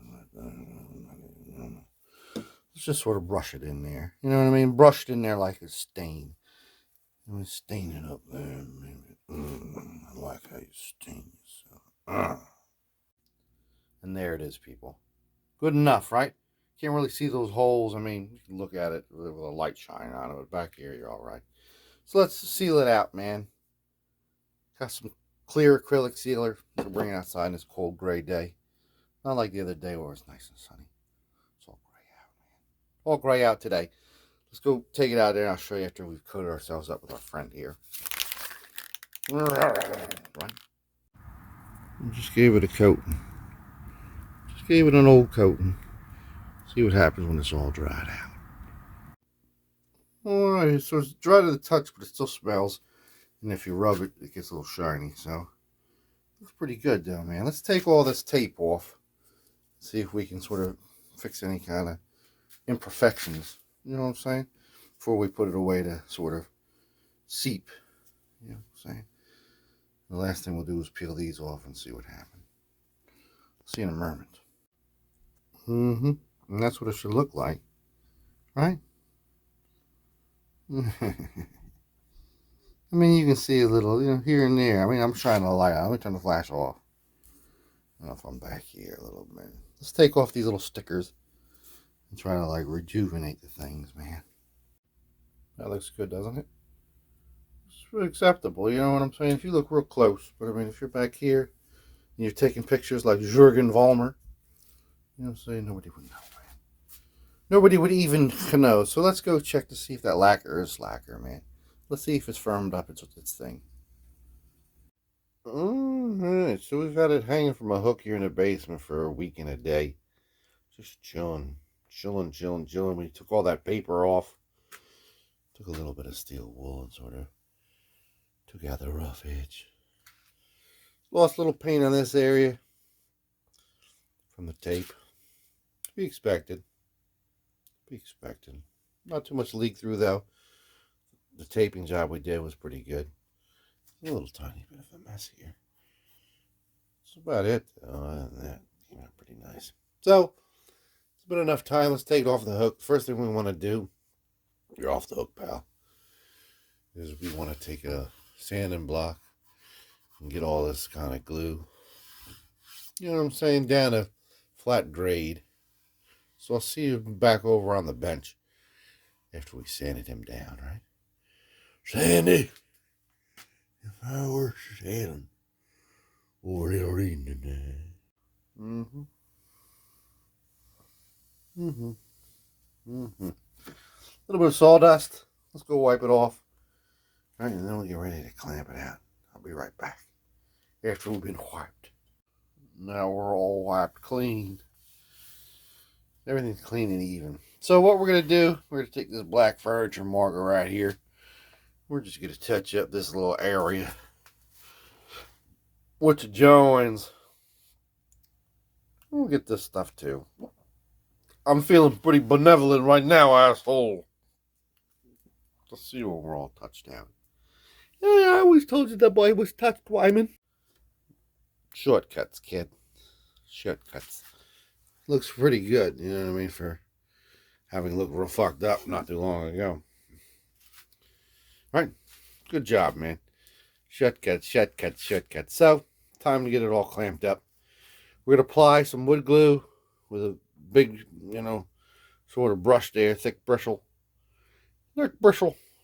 On this side, it's got like a little curve to it. And here as well, we're going to clamp it. We're going to have these guys on the clamp so it doesn't get, so the clamps don't mess with the newly painted fretboard and newly fretted frets. Got a rag here, nice warm water for some spill out. We're going to get some spill out. Might even put a little clamp in the middle there. See how it looks. See how it's holding it down, sonny. Shouldn't be that bad because of the curves right in the middle. Clamp on this side, clamp on this side. I'll see when we're all clamped out. Clementon. There we got it all clamped down. The big guy in the middle, which was kind of hard to get on there. 2 quick grips on either side, sort of holding it flat. You got a sufficient space, a little chunk of meat there for the new binding. It's always a pain in the ass to put binding on a guitar, especially an old guitar. Right? Nice lip though. Got pretty much all the spill out up. Nice gluey rag back there, which is always a sign of good things, right? So let's let it set overnight. It's only fair, you know what I mean? Only fair to let it have a little time to breathe. Hey, don't you want some time to breathe? Right? So let's see each other on the morrow. Morrow meaning tomorrow. Tomorrow. I win. So it's been about 14 hours. Looks like it's pretty much dry. At least around the edges where it needs to be. Alright, so let's unclamp it. We're going to start binding ourselves to our own thoughts. Let's see it unclamp. Ooh, yeah. That looks great. Perfect. We haven't really damaged the fretboard at all. What I want to do though is I want to go across this little edge here with a furniture marker, and like right behind it, like well, you know what I mean, street sweeper. I got an old pair of drawers here. I'm just gonna, you know what I mean, wipe it real quick right after I apply it, just to sort of give this a little bit more protection. I haven't really damaged it too much, but I kind of, you know what I mean, just by handling it sometimes. I mean, on the side there, it was all taped up, so that sealer didn't really get, you know what I mean, on the side. Otherwise, it looks pretty good. I'm shining a light on it. If I take the flash off, it looks a little bit more natural. You know what I'm saying? Like, hey, you know what, George? I don't really think you're that great, but I mean, you should stay in the background and act a little older. You know what I'm saying? That's exactly what was being said. Paul McCartney had his one. You know what I'm saying? So what we're gonna do is we're gonna go across that with this, and we're also gonna take this black guy. I wish I still had the, you know, a good high quality, you know what I mean, solid. This is the Dollar Tree version. The black one was the greatest in the world. This is like, my wife got this at a Marshall's, and it's like, yeah, it costs a lot more money. It's not really that great. But we're going to paint that black here where we bondoed that little piece of wood that was missing. You know what I'm saying? Shortcuts, kid. Shortcuts, kid. So let's do that, you know what I mean, side and furniture marker trip real quick, and I'll be right back at you. There we go, man. Look at that. Looks like it was barely anything ever there. Now, marker trip is really where we got to go. So now it's time to get ourselves all bound up between me, you, and the lamppost. We want to be bound up. Now, I did some research on glues. This is the one I really wanted from, you know what I mean. This supposedly has the longest sort of play time, and it's the strongest, and it's the best thing to do. Plastic and wood are the first two things. That's what we're doing, man. Plastic right to the wood. You know, we got the rubber bands already. A little piece of wax paper. You know what I'm saying? I'm ready to Freddy, man. And there was another one I want to get, a crazy glue gel one that was kind of like this. They did not have that in stock. And I read about this one, was like the cheap one. I said it was really good with, you know what I mean, with wood and with plastics, things like that. And it said it also had a nice little playtime, and there's a strong gel. Super glue brand gel generally isn't that good. I have some actually on hand. I did not want to use it for this project. Sort of wick this in. I got some little tiny wicks. We're going to do it up nice for people. Probably like 6 inches at a time. You know what I'm saying? 6 inches at a time, Charlie. The flash on this, you can see it more majestically. I had the flash off because, you know what I mean, I wanted to get a little more dramatic with the dark marker, but now I want you to see what we have before us. I want you to see it like it should be seen, right? Not bad. Look, we're doing things day by day. So let's do one side. We'll get this side on. You know what I'm saying? Slowly but surely, and then I'll come back at you and show you our progress. Then we're going to do this side, and then we're going to do this little cap at the back. Hey, careful around my cap at the back. One thing we're going to do first, though, we're going to want to tape this off, man. We're going to tape this off nice for the people. Not necessarily the front that much. We're just going to be real careful. You know what I'm saying? Real careful for the people. See you in a moment. There it is, man. So we're putting like real thick bead of this on, cutting this down the exact size. Putting it on with 1, 2, 3, 4, and then the last at the end there, we're going to use this guy going up to make sure we're good. And I have this real thin, you know, this is at the Dollar General, like 5 tubes for $1. And I'm just like wicking that into the little tiny cracks and just, you know, making sure that it's totally flat. You know, and by hand, just like pushing it down. And it looks like we've got a really good job on this one side. So let's do this other side, and then we'll do this little fool's cap on the bottom there. Let's do side number 2. I'll see you there. All right, so the other side is on there. It's looking good. Feeling like nice and sturdy. It's been a couple minutes, so I think that's enough. So we're going to unband this, unclamp this, and we're going to put this little piece on. Now this little piece, because we can't really clamp it, can't really band it all the way to the bottom here, we just have to tape that on there with a nice piece of strong masking tape. Right? So let's get this unbanded, and let's get that all taped up there and cut exactly perfect. I'll see you then. And there it is, man. We're done with the binding. You know what I'm saying? It's like when you're worried about something, but it's not really something to worry about. So let's let this sort of dry out for another 2 or 3 minutes. Take this tape off, and then we'll start sanding off the sides here. You know what I'm saying? Just take some, you know what I mean, higher grit sandpaper and just sand this even, right? That's what we want to do. Sand it even, man. Just a little tiny, maybe half a millimeter worth of junk hanging off. Feels pretty good now. Seeing a circuit. Alright, so now we got this side all down, totally to grade, to tape's edge. So let's wipe it off and do the other side. Right? Right. Now it's perfectly bound. You know what I'm saying? Use different grades of sandpaper to get it down to tape level. And then we took the tape off and used a little piece of steel wool to bring it exactly down to grade. Steel wool is great because it won't mess up the finish on the actual neck. So, I mean, it looks great. I mean, it's almost seamless. You know what I'm saying? I was toying with the idea of just sort of leaving it like this and just putting some wax over it toward the end. We could easily do that, but I kind of want to seal it a little bit. And it is very lily white looking. So we're going to take some shellac, right? We're going to take a magic erase sponge and we're going to retape this off just slightly right below, you know what I mean, the, you know, like right, you know, below this line, you know, this little line here. And just quickly go over the whole binding job, you know what I mean? Yellow it up a little bit and to just sort of seal it out. So I'll see when that's done. We don't want to get any on the top, though. We'll be really careful. Stay on the side, right? See when that's done. There's some nice shellac on there, man.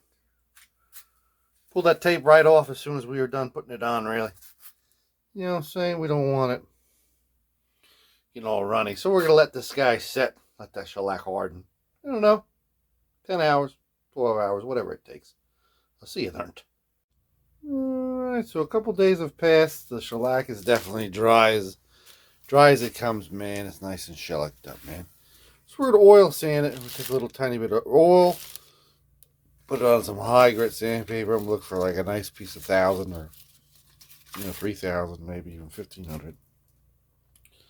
And just go at the, you know, very, very lightly.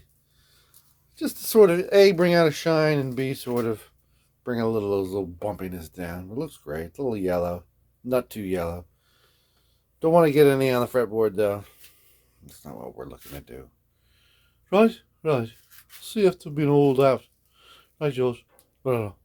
So now it's looking perfect. It's feeling perfect. It's perfect in every which way and shape, man. Feels great. We don't even know, you know what I mean, from any clues that this has been replaced, right? Looks great. So now on the body, there's some places where it's been touched up or gunked up or something, man. I don't know what the fuck's going on. It's just dirty, smudged up. Got some polishing compound. Not going to work too hard with it, but we want to sort of polish a couple of these areas up, especially over here, if we can. You know what I'm saying? Just to sort of clean it up and get it ready for the next step. Right? Not your stepping stone. See, after we're done polishing it out, man. This is 12.2% kielbasa grease. It's a little bit lower in the winter times, like ethanol. See you in a minute. Alright, so we're much better. I mean, we're not exactly 1,000,000%. There's still room for improvement, but I mean, what we had is a lot worse than what we have. If that makes any sense to you. If you can dig it, man. So we did the rubbing and the polishing. We did a lot of elbow grease. Lots of work. It's been about 10 days since we painted this guy, since it's last been painted. So we can start putting a little bit of wax on it, man. And what better wax than the old moms, man. It's brand new. Brand spanking new. I just got it to date. At old AutoZone, man. Right? $16.99. Well spent. Hard to get a hold of nowadays. Getting more difficult to locate, man. This I'm using in lieu of my regular old bowling alley wax. Butchers, you know what I mean? There's very, very little bit of that left in the archive, so we only saved that from like real old and valuable instruments. Even though like this is kind of real old and valuable, I think something weak like this would probably be better on something as like cheesy as this, right? This is what I'm thinking. So let's do it up, man. Let's get it like, you know what I mean, protected. You know what I mean? I want you to use protection, son. I don't want to be granddad this early on in the game, right? You whippersnapper. See you in a shining second. And oh man, Look at it, even the little shine of the fretboard, man, on the regular old furniture polish, man, the cleaner wax, man. Look at this. Gloss, man. Yeah, man, look at that. It's very, you know what I'm saying? The thing we do this for really is protect the guitar right at this point, because we're going to manhandle the fuck out of it over the next, couple of days. So it's nice and sort of protected for the people. So what's the biggest thing? We got a couple little smalls to take care of still in the body. But the two big things, electronics and the tailpiece. Those are the two things that I'm sort of dreading, have to do. Most of all, the electronics. So let's get working on that right now. Let's get that pickguard back into action. I know we've been kind of going out of order for this build. It's been the longest February ever, but we'll get through it together. So I'm going to bring you up to date on what we're doing with electronics right this minute. 1, 2, 3. So here we are, back again with our friend. Have you missed us? I missed you. Anyways, looking good. We have all the parts in. And usually when I do one of these big projects, I would, have a whole, table of all the stuff, the components that I purchased, Like, hey, look at this, look at that, look at that. Unbox them all and then go and show you again. But I've already talked so much. You know what I'm saying? I'll just keep it light. We'll just go component by component as we need them. So now it's time to start drilling some holes in this whole fucking thing, man. You know what I'm saying? Holier than thou. Now, these right here happen to be number 6 panhead screws. From the looks of it, I have a number 6 panhead screw right here. I have the tap for 632. Now the drill bit you're going to want to use, that is a 7/64. This is. I have a chart, of course, but you can always get one of these. You know what I mean? Gauges and figure that shit out yourself, man. I got millions of taps, millions of drill bits. I got so much stuff, man. Sometimes it's hard to find it. So this number 4 and its respective taps and drill bits is what we're going to use right here. Right here. Even though this one sort of looks bigger, you know what I'm saying? It's because I stretched it, because just the way life is, the way a photograph is a little slightly curved. You know what I'm saying? Pick guard on a slightly curved guitar. You know what I mean? And a dimensional sort of photograph of this kind got a little stretch to get the correct, true shape. I'll show you this guy just because I'm a courtesan, man. Courtesy, man. The Curtis, I got the Curtis, man. Curtis Mayfield. And these, luckily, are all panhead screws. I had to buy more of these, actually, because I only had 7 of them. They're kind of hard to come by nowadays. All the slide head stuff is starting to become difficult to find. These are slightly less difficult to find, and I actually have a whole drawer full of old stock ones, which is good, man. Old stainless steel always, will not let you down.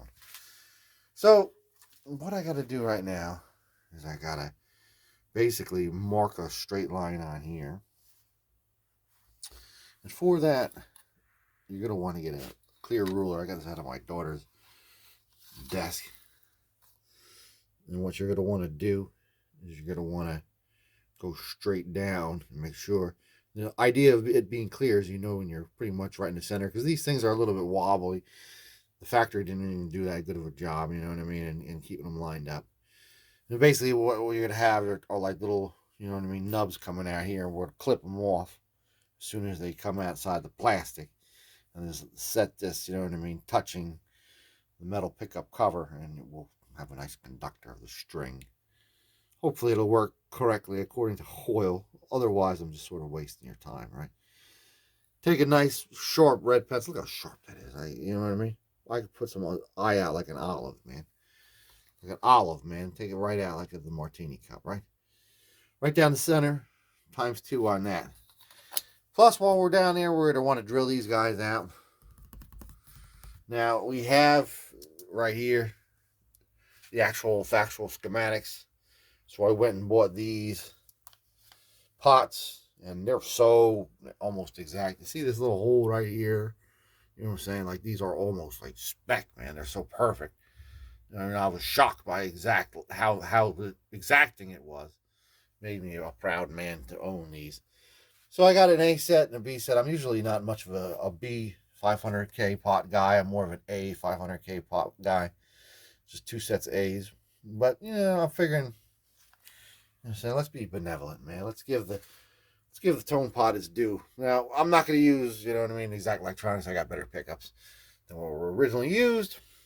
So, we have to basically measure this out, man, because this is something that we didn't know, right? So, we took this guy here, took our handy old Danny old fucking dim rod. Anyway, so this guy, no, that bed's too lumpy, right? Ooh, that's too slotty. My shit rolls around in there, man. You been with some other motherfucker, right? And you're right down here. Oh, yeah. Yeah, that's right. Oh, yeah. Bareback. It's all right. So we're good on that. That is a 5/16, which this happens to be, right? Right? Oh, holy night. So I'm going to see you after I've been lined up. Hey, man, I'll get you the red line, man. And after I'm all ready over at the we call it a drill press because we like to press the drill down. All straight like, right? Well, right on our way, man. I'll see you right there, my friends. Right there, right there, right there. And here it is, man. We've been pressing our drill, man. We just finished up the little guys. Shell over here still. And we did the other guys. Now, if you look at the back, oh, it looks a lot better than the front.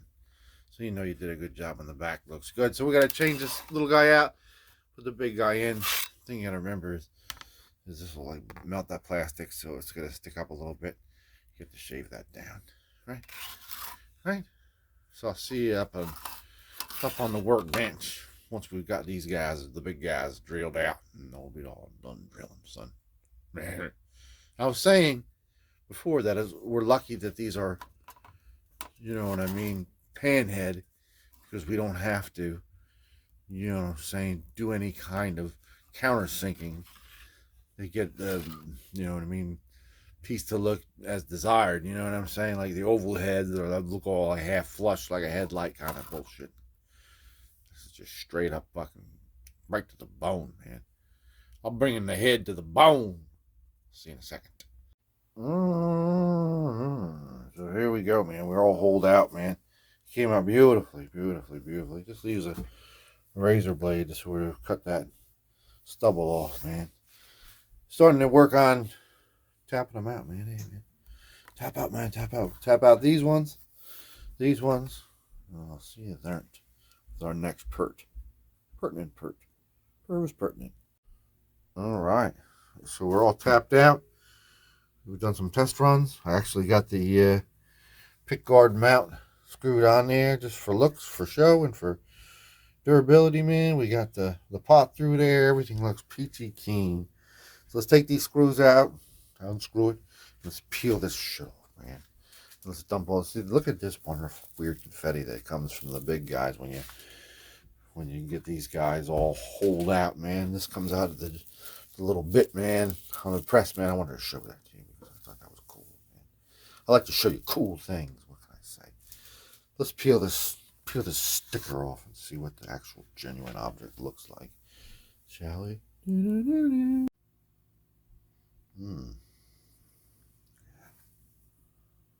Look at that. The sheeny, shiny factor, man. This is like 1959 Egmond factory fresh, you know what I'm saying? This is like Little Beetle Paul walking into Hesse's. Hey, what's the cheapest guitar you got? For the cheapest guy you got, you know what I'm saying? Unfortunately, that was 65 years ago, so we're going to have to make it look at least, 65 years old, right? So this, total sheeny shininess is going to have to get muted a little bit. So our first step, we're going to take a little bit of steel wool. You know what I mean? The weakest wool, William. And we're going to just sort of go over here. Not too, strong. I don't want this thing to be looking matte. Otherwise, I just want to use this side. I just want to be able to, you know what I mean, get a little bit of, color in this. I'm going to force some color into this. One of my old little tricks, right? Yellow it up a little tiny bit. So let's get the wool working, William. All right, so now we took the steel wool to it. You know what I mean? That looks like it's all scratched up. Yes. Going to take a little bit of polishing compound and just sort of polish it up so it doesn't look like it was deliberately scratched up. I mean, I think it looks pretty good right now, but I just want to sort of dial back some of the deliberateness of some of it. Although, even with the shiner on there, it looks great. Let's get it a little bit polished up, man. Hey! 22% kielbasa grease on this Polish compound. Very good.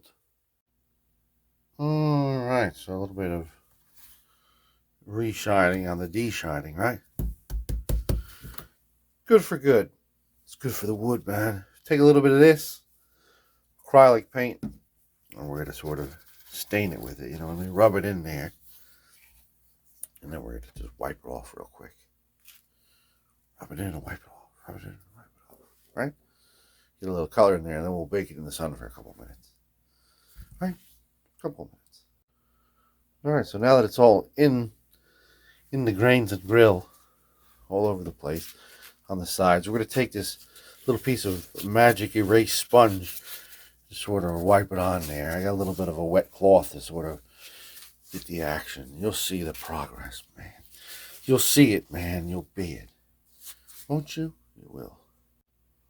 Alright. So now it's definitely got some color to it. Let's put it in the sun so it like bakes out in there. You know, make sure it's even, not blotchy. But it looks definitely like it's old and not brand spanking new. It's got some yeller to it. Let's put it out in the sun. Turn. Oh yes. Power of the sun. So let's let it sit out here for about a half hour or so. Just bake out. Bake out, man. Alright.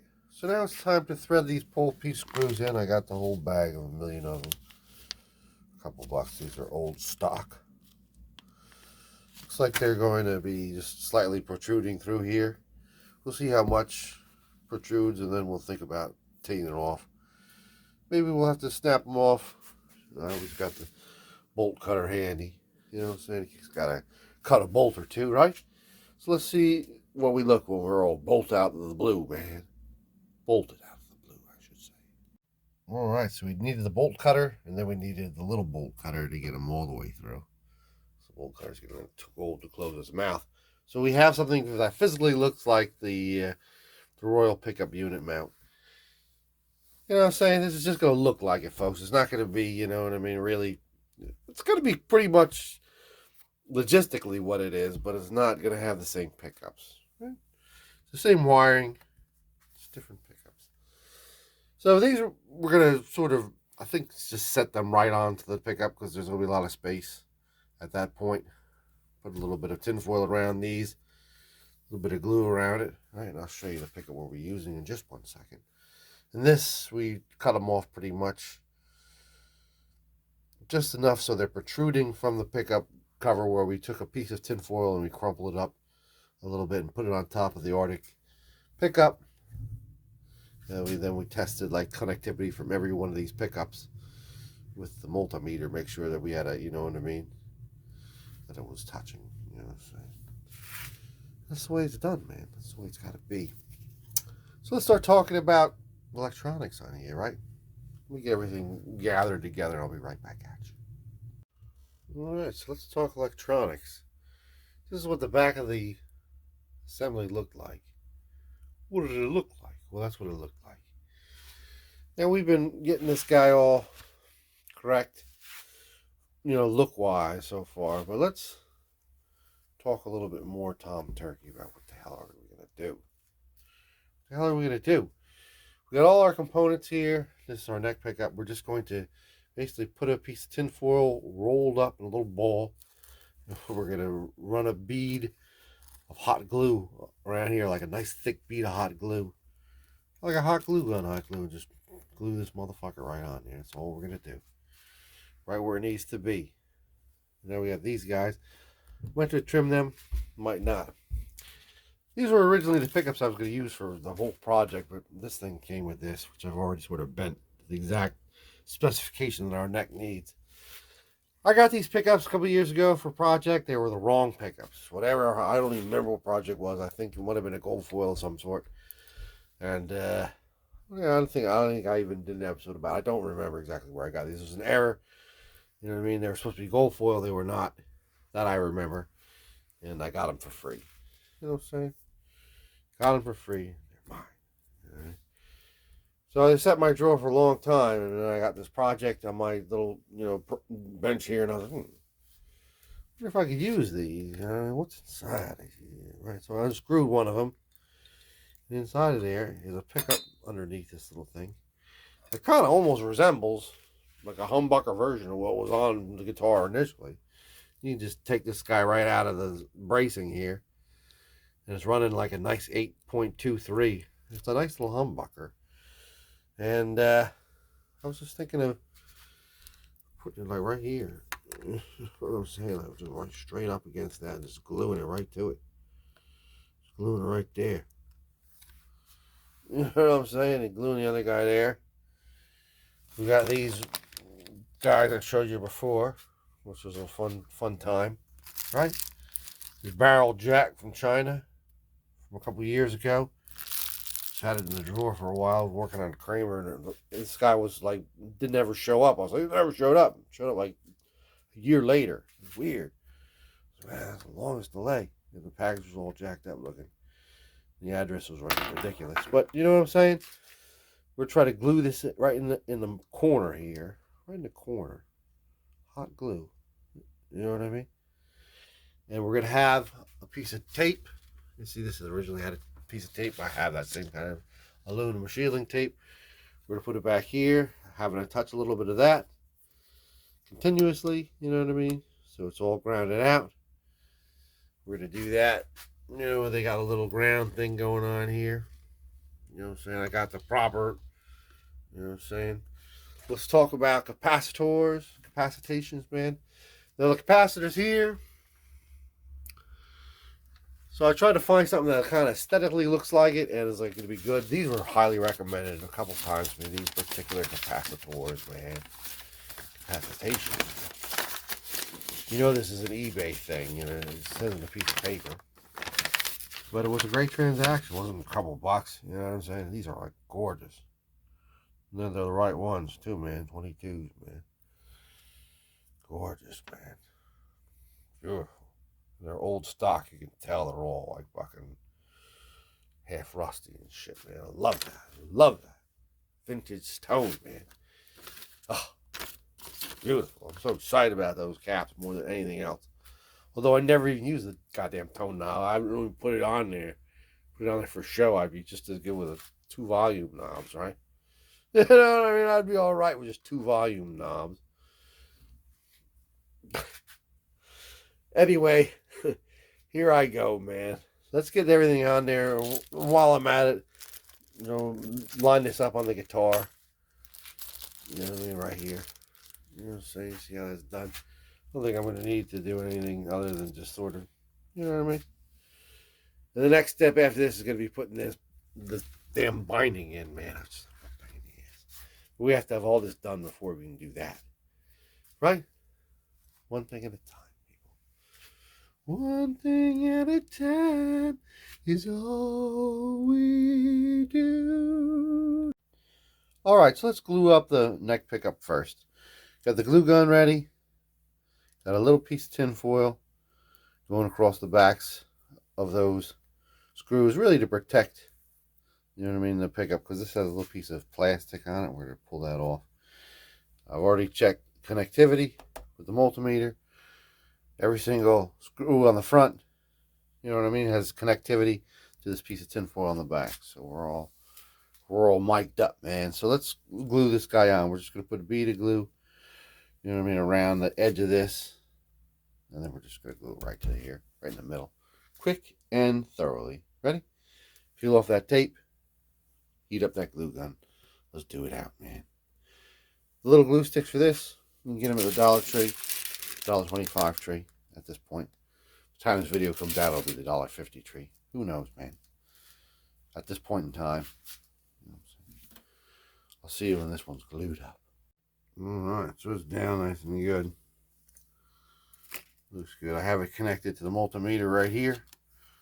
I want to show you that we got the, you know what I'm saying, connectivity still connected. See that? Every single one of these bad boys. Straight out of Compton. You know what I'm saying? Right on, right on. So let's do this guy.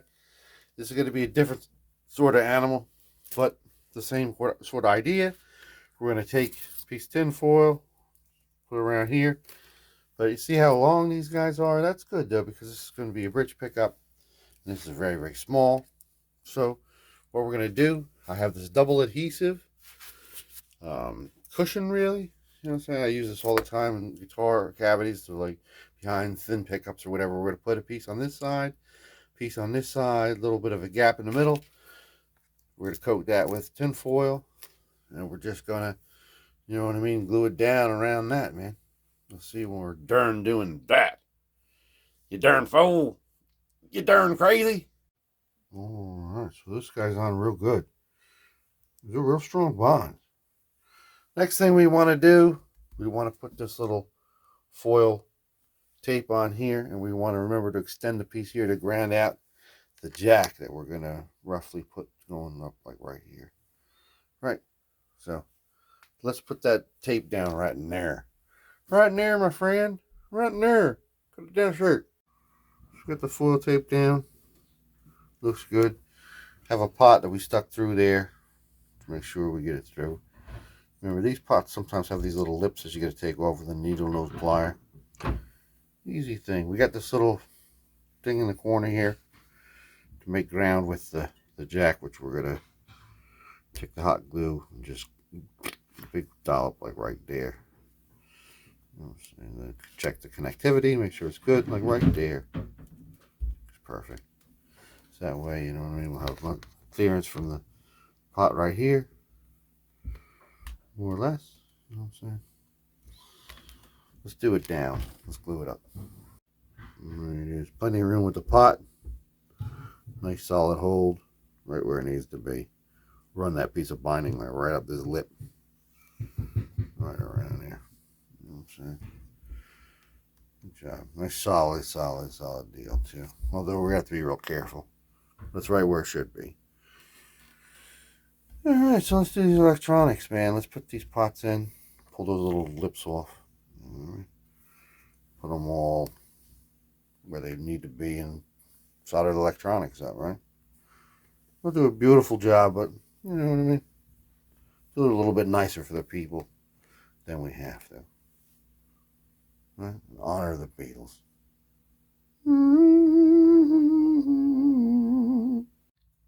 Alright, so we're just a little check-in here, man. We put all the pots down and, you know, we started sort of mocking up the wiring. We haven't soldered anything yet. But I brought it over to the guitar and we actually found out that this pickup was just too tall. So I had to carefully pry it off. Actually, I had to pry it off twice because first I just lowered it a little bit and I still had to, you know, lower it a little bit more. But I totally shaved off all those screws and everything's right flush and we're perfect. Sits on the guitar absolutely gorgeously. So we're starting to do the wiring for all the actual wires that are, you know, important, like lead wires. We're using this real thick gauge wire, man. Got this out of the trash. Someday I was just trash picking some neighbors, dropping my kids off at school. You know, this old guy. I got all kinds of tools from him too. 5-6 years ago. I was like, ooh, I don't know, one for me, man. And take an old LAN landline, and I'm using that for the little grounds and stuff. I'm gonna use this little guy to sort of weasel through. There's like a, look at this here. There's this here. You have to take a little ground and bring it up here through here. Then you go underneath here, right under the pickup. You got to go underneath there to get the little ground to ground out the wires and everything, man. It's the tricks of the trade, man. So we're gonna wrap it around the post to this guy over here, or maybe this guy up here, you know, whatever floats our boat, man. So we're gonna take one of this guy right here and we're gonna use him as a little stool pigeon, man. He's the longest one we were able to get out of this cable so far, although I have, like, you know, miles of this cable, so we can make one of them here to Timbuktu if we really wanted to do it, man. So that's our little check-in, man. I'll see you when we're totally all wired out, man. And then we'll go take it over to the amp and plug it in, man. See if we're working, right? working, right? So far, so good on these. They're still reading. You know what I mean? We haven't killed a pickup yet. And just having to pry this guy up and put it down, pry it up and put it down like twice. I know for a fact that if I ever get tired of this guitar and I have to salvage the parts, I'll be able to easily salvage these parts. I can put it back into the case and everything. Right? Hopefully I don't have to cut these leads, you know what I'm saying? I'm going to cut these leads pretty small. It's like a whole nother wire, man. It's like the gift that gives. See you in a minute. Alright, so in theory it's wired up. So before we put we're going to put a little seal on top of this thing. Let's go bring it over the amp and do the tap test. Tap, tap, tap. See if it works, man. Right? Right. So I want to show you something, man. I got it all plugged into the amp. Right? Check this shit out.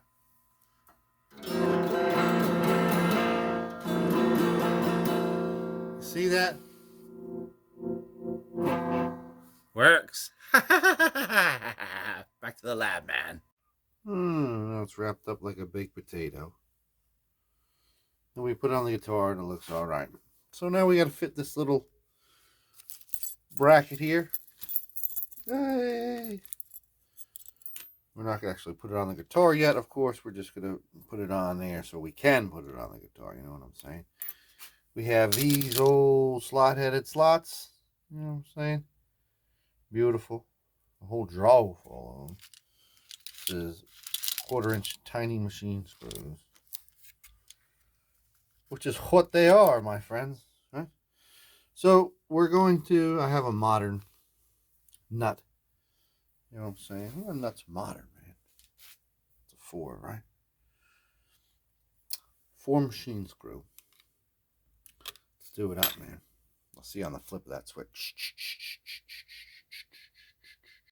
Alright, so it's right where it should be. It looks good from the front, looks good from the back.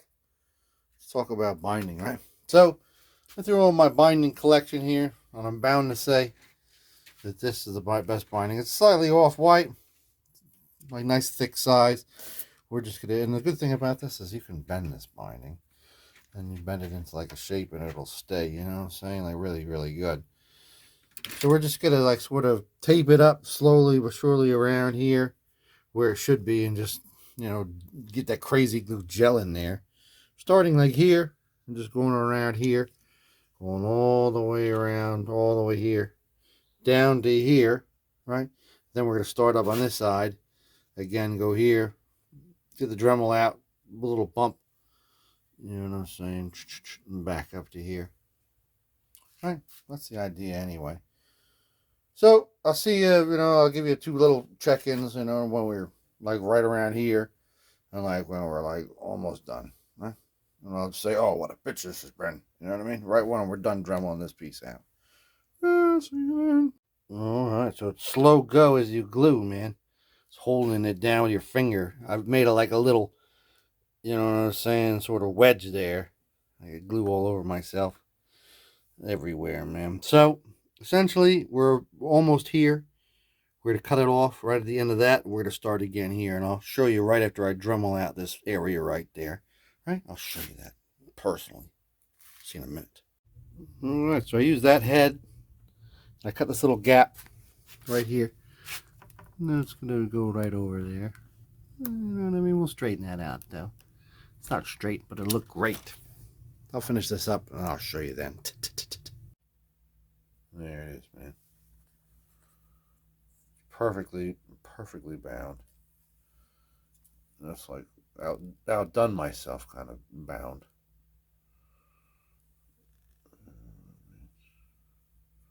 It's great, man. It's going to look great too on the instrument. So we'll flip it over very carefully. What's next, man? What's left? What's right, man? So there's been some dramas for the toppers, for the potentiometers. I'm bringing it into the bench, and I'm going to put a quick grip on the selfie stick up to the rafters just to show you, demonstrate to you about my knob drama. Want to hear about some knob drama? All right, here we go. All right, so the target size for this knob is like about 1 inch squared, like one of these examples. Now, I wanted the old Bakelite 1 inch. I ordered them from Granger. It didn't have the You know, we really need one without this, without an indicator line or a dot. So I ordered the bake lights through Granger, and they came in, and they were like, "Oh, this is a real bake light. You know, these are the real deal originals. It's made in Chicago. I mean, they're still using the same machinery.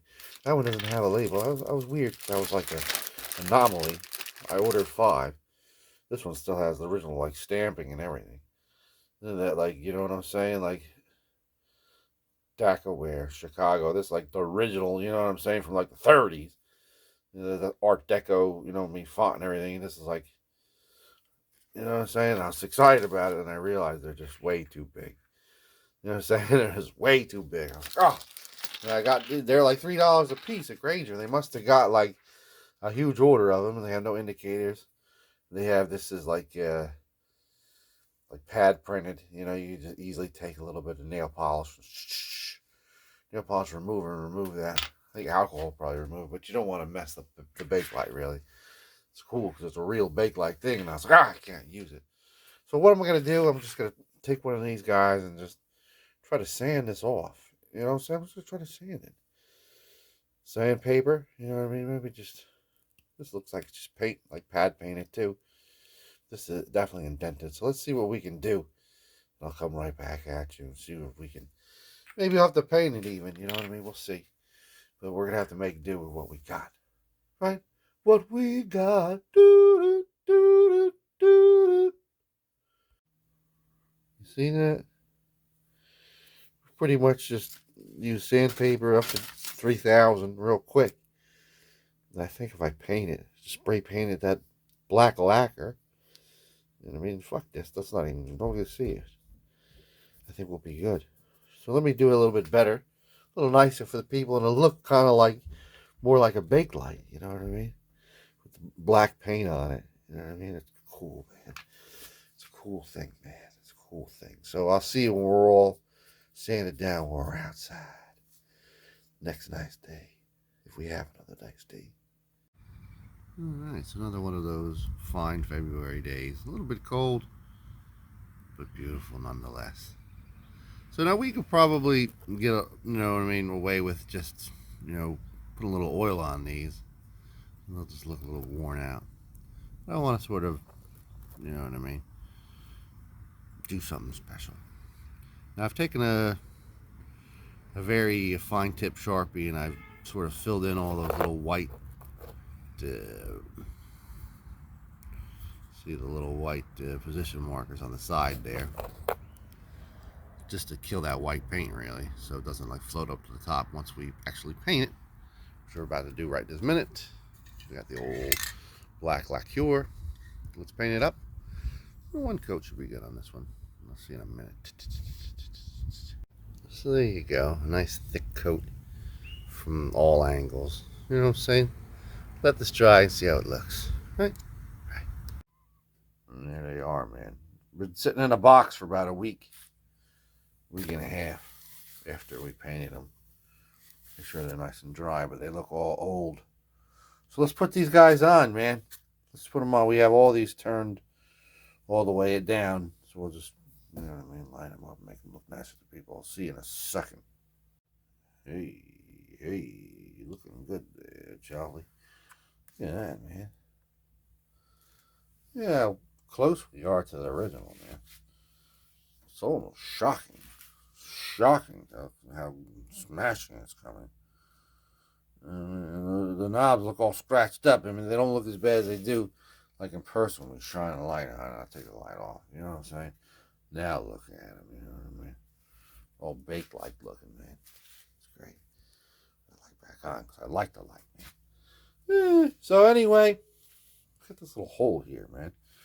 Seems to be on all of them. Nobody really knows what it's for. I mean, it's got no real serious purpose. Comes out back here and basically just props this guy up over here. Real useful, huh? So I got this little tiny nut. Let me take another one of these that I use for the pick guard. A 440. Put it in there and just prop this guy up.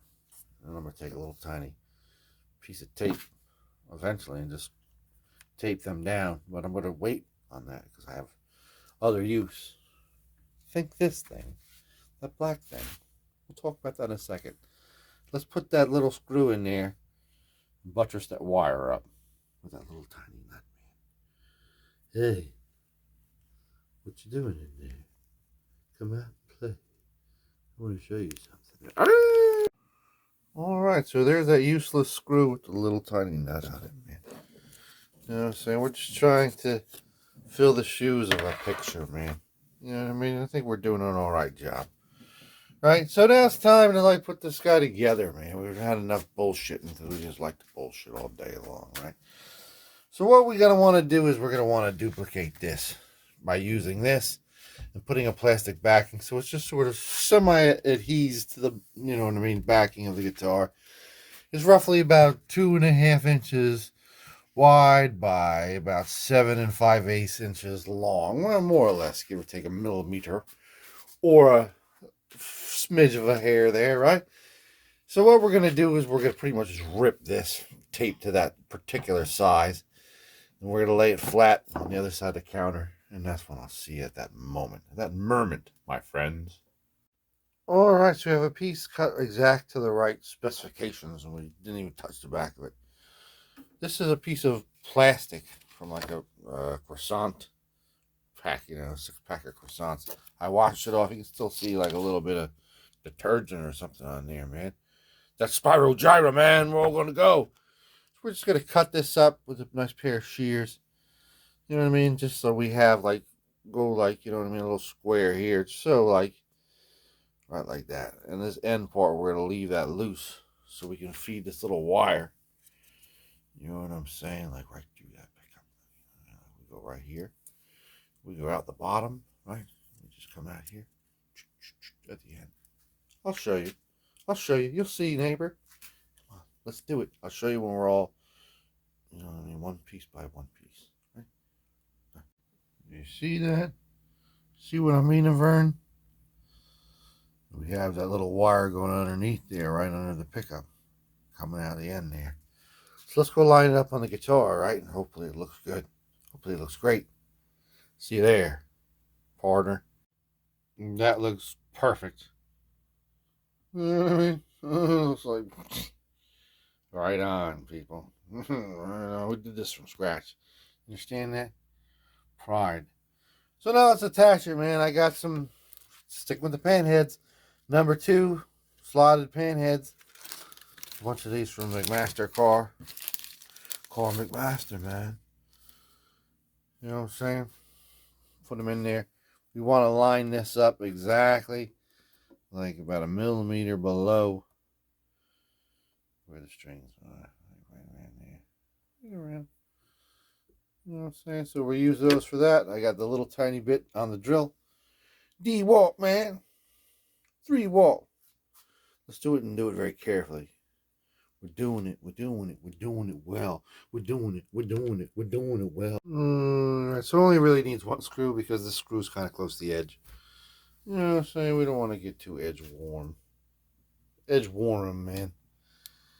So let's talk about an old stock screw. This is from like the mid-60s, I think, man. I got a whole bunch of these little hang packs. Still got that little Home Depot hole, you know what I'm saying? You just get the screw. Hey, I was just looking, man. It fell out. Oh, maybe I dropped it on the floor. Oh, maybe I dropped it in my pocket. You know what I mean? Little cheater's hole, man. Got it out of there, man. It's a 4. You get that? It's old pan-headed steel. Slotted. Old school, man. Let's put it in there and push this down. There it goes, man. Ready? And go. Good, man. This whole project's just coming together, man. Everything's looking perfect in the right place. Little ground wire coming out the right place. It's looking gorgeous, man. So let's talk about the tuners. We want to try to get as much on this guitar before we start fuddling around with that tailpiece. You know what I mean? Problem number 2. So let's go out and sit on my comfortable chair and talk about the situation here. You know what I'm saying? We need some authenticity on the tuners, man. Come with me to our thoughtful spot. Ain't nothing like a man's easy chair to make him feel at ease. It's like a big pair of warm arms to wrap around you when you're feeling down, weary, or ill. I sit in this chair, I feel good. What happens to be seated in my seat? Well, this happens to be my first Egmond, which in itself, coincidentally, is a variant of George Harrison's first guitar. Isn't that crazy, man? Yes, George Harrison got an instrument very similar to this. And he promptly removed this screw. I wonder what this does. And the neck fell off. He hid it in the cupboard, and his brother fixed it for him. Like a year later, after he'd already got another guitar. Isn't that an interesting story? Isn't that special? Well, I've collected so many variants of this over the years. I think I've done 2 or 3 videos on this channel about these different guitars. But this one is still my favorite. Still my favorite. Look at the action on there. It's just butter, man. Plays the best. You know what I'm saying? Love it.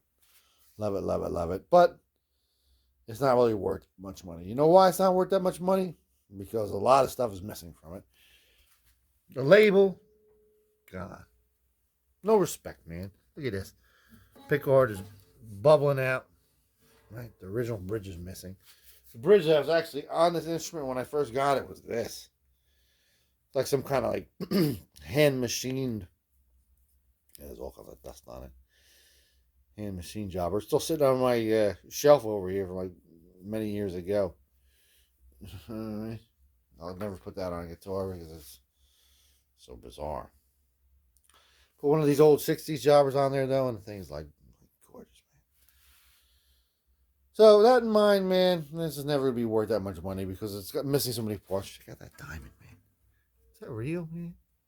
Was that just the aftermarket, man? Who knows, man? Neat, man.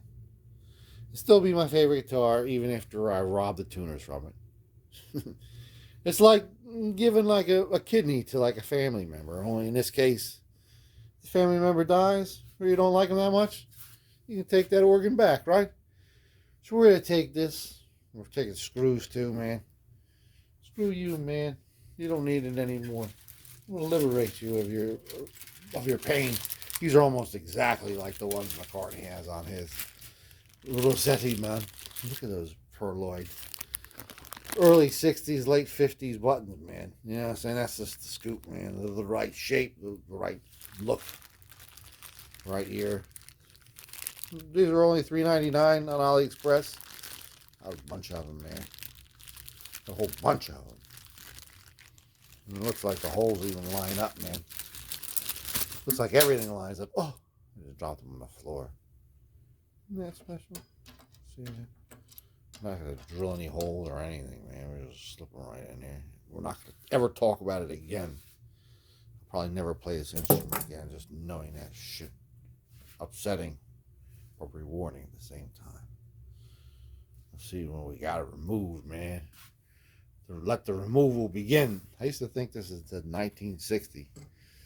When I found out that those numbers are just bullshit numbers. Nobody knows what they mean. You know what I'm saying? So yeah, this is a 1960, man. See you back in the laboratory. There they are. Take your shekels, Judas. Right? I don't know what to say, man. I feel bad doing it, but they're beautiful. They're gonna look great on here. Let's screw them in there with these fine original Egmond screws. See it in a moment. Yes. What a nasty juice and meat the ball. Didn't even gunk up the screws, man. It looks great, man. It looks like a ridge, man. Yo, that's a ridge. We're getting close to the end, man. Close to the finish line. I'm excited, man. We're trying to tie down all the loose ends before we really manhandle it. Getting this all rigged up. All rigged up, because that's the next big thing. So let's do the last little thing that we can do. We need this cat to be replaced. And I remember a little while ago, we bought a whole bunch of these. It's 44 millimeter. We bought a bunch of them for that Swifty. It's perfect, man. And by the way, this is also the same size as my little guy that I just replaced. It's the same thing. It's the same piece, but this is all broken out and shit. See, it's all busted the fuck up. It's real stone now. Bone, whatever the fuck it is. Bone, stone. It's the same exact material. It looks stone to stone, man. Looks great. So this is almost like a perfect reproduction piece, man. This is like Beautiful. Beautiful. Let's put some like fucking crazy glue on there and clamp it and say goodnight, Gracie. You know what I'm saying? I'll see you after it's been clamped. Alright, so we've had it clamped a long time. Much longer than we actually need it clamped. And, oh. Oh. That's good. So now we gotta talk about this, man. This is gonna be a pain in the ass. Now, I've gotten a bunch of components. I've had a bunch of different ideas, and I was gonna build one thread like the little rod, and I couldn't find the correct rod, and it's just a pain in the ass, man. So I think I'm just gonna rig it up somehow. Now there should be a metal bar that's used as kind of like a bridge, like a roll over, wrap around kind of thing. Yeah, we're not gonna do that. We're gonna use a piece of wood, right? I was thinking I was gonna go to my brother's machine shop.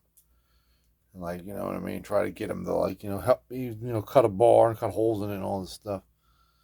I was like, let me just make it out of wood, you know what I mean? I don't like be like self-reliable, you know what I mean? Self-reliant. So I got a little dowel toward the end of the bench here. I'll set up. I'm going to explain how I'm going to do it. We're going to do it together. Right? Really? All right. So this piece right here is going to be the most complicated to do because we need to drill a million holes in it, and they all have to be sort of like perfectly lined up. Well, actually, two sets that need to be perfectly lined up. These ones and these ones. Kind of like a pain in the ass. So I said I'm going to do it in wood because it's a little bit more forgiving. Don't know if it's going to be that strong, but a lot of bridges on guitars are made out of wood. And most of them last, for the most part, forever.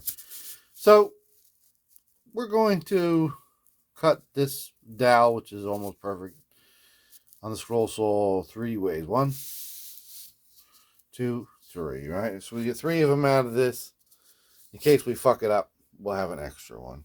You know what I'm saying? So I'm going to cut that out. And I'm going to sand the sides down a little bit on each one. I'll see it then at that moment. At that very moment, right? And not a minute before. This is the part I've been dreading the second most after this. But we're almost there, folks. We're very close. Right. All right, so we got 3 pieces cut out of that dowel. Roughly cut to the correct size. Been sanded on both ends so they're nice and smooth. So this is very experimental. It's very seat of the pants kind of thing. I don't know if it's going to work. You know what I mean? It might just be wasting your time. And of course my own more than anybody's. So we want to paint the ends of these since we're going to pretty much wrap a piece of aluminum foil tape around them to keep them, you know what I mean, able to conduct the signal and ground out the wires, right? But we want the ends to look like they're metallic as well. A little trick out thing. So we're just going to give them a quick once over, some chrome paint outside real quick. Just on the ends, man. Just on the ends. So I'll see you out there after we've sprayed it down, sonny. There it is, folks. A little bit more than we needed to do, but we did what we needed to do. You know what I'm saying? All in a needed time. In a needed place. Let's let it dry and I'll see you back downstairs, shall we? Shall we do it that way, folks? So it's pretty much dried. I mean, the ends are all painted, that's true. But some of them have like little, like, you know what I mean, break marks on it, which aren't really like conducive to what I'm trying to be doing, man. This one happens to look nice though, man. It happens to be happening. Happen to like it. So let's roll this around this. Try to make it look nice for the people, right? Hey, you look nice for the people, you're gonna look like a fucking slob, huh? Like a fucking pig over there. Hey. Talk about my girlfriend like that. I'll see when we're all wrapped up. Pig in a blanket. Ooh. Look at that. Not bad at all. Put the strings on it, it's going to mark it all up real quick, but I'm not really too concerned about it. I think it looks alright. I think it looks pretty. I'm shining a light on it, but I mean, from over here, it's good. Nobody even know. You know what I'm saying? So, what are we going to do?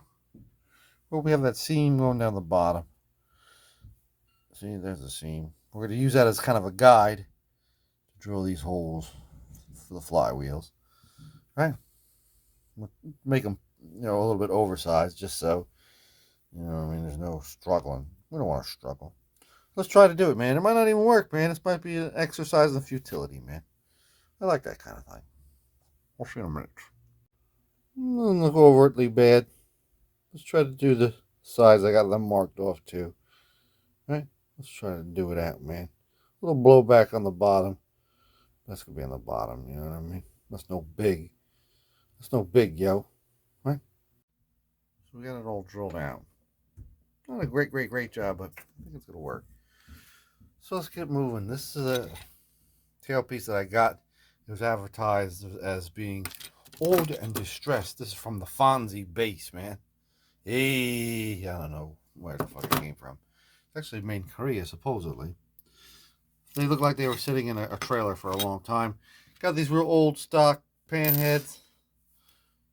I got a set of mushrooms, strap buttons, you know what I'm saying? Well, hey, you want to look at my mushroom? Right. So let's install that on this end. Right? And that way we can begin to bend our bar, man. So after that's installed, I'll approach you with your next direction. And there it is. Look at where. And with those screws, it's like real old timey, you know what I mean? Looks like. Now I specifically bought this bridge because it was photographed and advertised as being two separate parts, you know what I mean? They were like photographed like this, you know what I mean? All the other ones were like connected, and I didn't know, you know what I mean, if it was like looped around, and I'd have to, you know what I mean, pry it up. And this had that beautiful, you know, a lot of them have like a long one. This is just like a little tiny hollow body, you know what I'm saying? Thin body, hollow body. All right, so what else are we going to do here? We're going to sit here and stroke ourselves? Well, that's not the case. Although it might be the case after the camera stopped rolling. Hey, so I got this rod. Rod? What's the next item up for bids? It's a brand new rod, Bob. A rod? That's right, Bob, a rod. So look, I had all kinds of plans, man. I was going to thread it. Then I had these banjo fasteners, you know what I mean, that look perfect. Let me show you the picture. You see the original? You see it? Well, this is a banjo rod, so I mean, it's pretty fucking close, man. Hey, especially the head goes over it, you know what I'm saying, like this one. It looks even better, man. So I was going to thread this rod out, you know what I mean, and I realized it was too small to thread it at. This is an M4 thread right here. So I was looking for, you know what I mean, a rod, another rod that I could thread, and then, you know what I mean, I was looking for this, I was looking for that, I was looking for a tap for an M4, and I was just like, you know what, man, I give up, man. What I was going to do is I was just going to do like a number 5 machine screw, you know what I mean, on this, you know what I mean, tap it out and put that there, and then just glue one of these on, you know, top of it, just to make it look enough, you know, might as well just glue it on all together, you know what I mean, I can get some epoxy, you know, for the Dollar Tree that does like 1300 psi. You know, that's definitely, you know, strong enough for this fucking thing, right? So we're just gonna cut this guy, and I got a little vise that I set up on the other end of the bench. 2 screwdrivers. You gotta get Stanley screwdrivers on the little vise. So I'll see you over there, and we'll bend this rod into shape. Rod, you want to get bent? I do, Bob. Let's get bent together. Yeah. And there it is. That's the little rigged up jig. It's 2 screwdrivers zip tied together at the top so it doesn't fly out there. You put the rod in there. We'll just eyeball it against the guitar, and you'll see it'll catch. And that's that, man. So we'll just bend it into shape, and I'll see you when we're all bent out of shape, man. Look at that. We're all bent into shape. Let's cut it off with the bolt cutter. Let's do it out, man. Do it out, man. While other people do the laundry, I do my guitars, man. That's about as good as we get, man. Right? So now we're going to slide these guys off of here. Mix this 1900 psi epoxy from the Dollar Tree up. Get them inside there. Get them on top of there. Right? And just glue that shit on, man. Say goodnight, Gracie. Right? We got it marked off so we know where it's going. Let's do that. I'll see when we're all epoxied out, man. Hey, man. Super, man. Super, man. There we go. Epoxy out, man. We're all epoxied out. This stuff stinks really bad. Just give me a little high, man. Hey, is that glue, bro? No, man, that's my favorite brand, man. Oh, man, super glue, man. Epochs, why, man? Oh, got to be 45 minutes before you handle it. So I can handle nothing, man. I can handle nothing. I'm not going to jeopardize that 1900 PSI. I see it on the flip switch of the hour. You know what I'm saying, man? Our favorite time. All right, so we had it set overnight. Now it's hard as Hugh Hefner's rod after he's fucking taking a whole bottle of Viagra. Dating that at the mansion, girls. So, seems like it's going to work, man. Fingers crossed. So we got a couple things to do. I want to string it up to make sure it works. I got a nice set of Diarios, man. All right, we're going to put them on there. Set of 9s. But we got to do a couple things in conjunction with that. We're going to take this guy right here. This is just a set of 4 1-inch screws, right? M4s. And I got a bunch of thumb wheels on there. Import thumb wheels, which is, you know, par for the course. We'd wrap this little wire around there. Maybe put some metal tape on it just to make sure it keeps the ground and doesn't fly off, right? And we're also, when we string it up, we're going to put some of these bushings in here. I bought this whole selection of eyelets some time back, right? And they happen to be happening perfectly, right? So we're gonna stagger it, one here, one here, one here, one here, one here, one here, and hopefully it'll get strung up. You know what I mean? There won't be any problems, and we'll be happy. We still got a couple little things to do. One slightly bigger than the other, but let's see if it works. You know, because if it doesn't work, you know, this thing breaks, cracks, whatever, we got to go back to the drawing board, and that's something that's going to take us a long time. So let's take care of the big bones before we chew on the little gristle. See you in a minute. So, incredibly, it went perfect. Action's pretty good. We did have to cut the nut quite a bit, real deep there to get, you know what I mean, contact with that 0 fret. I always hated 0 frets. I still do. We got a lot of dust all over the headstock. So let's wipe all this dust, bone dust. This used to be called Cousin Jim. Now it's called Cousin Rosetti, right? We're going to wipe all the dust off, and we're going to put this guy on also, man. Right here.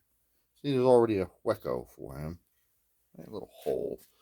But we still have another big step after this, man. We'll clean up all this mess in our files and our little stuff here. And we'll be right back at you once we're dusted and busted. See you in a minute.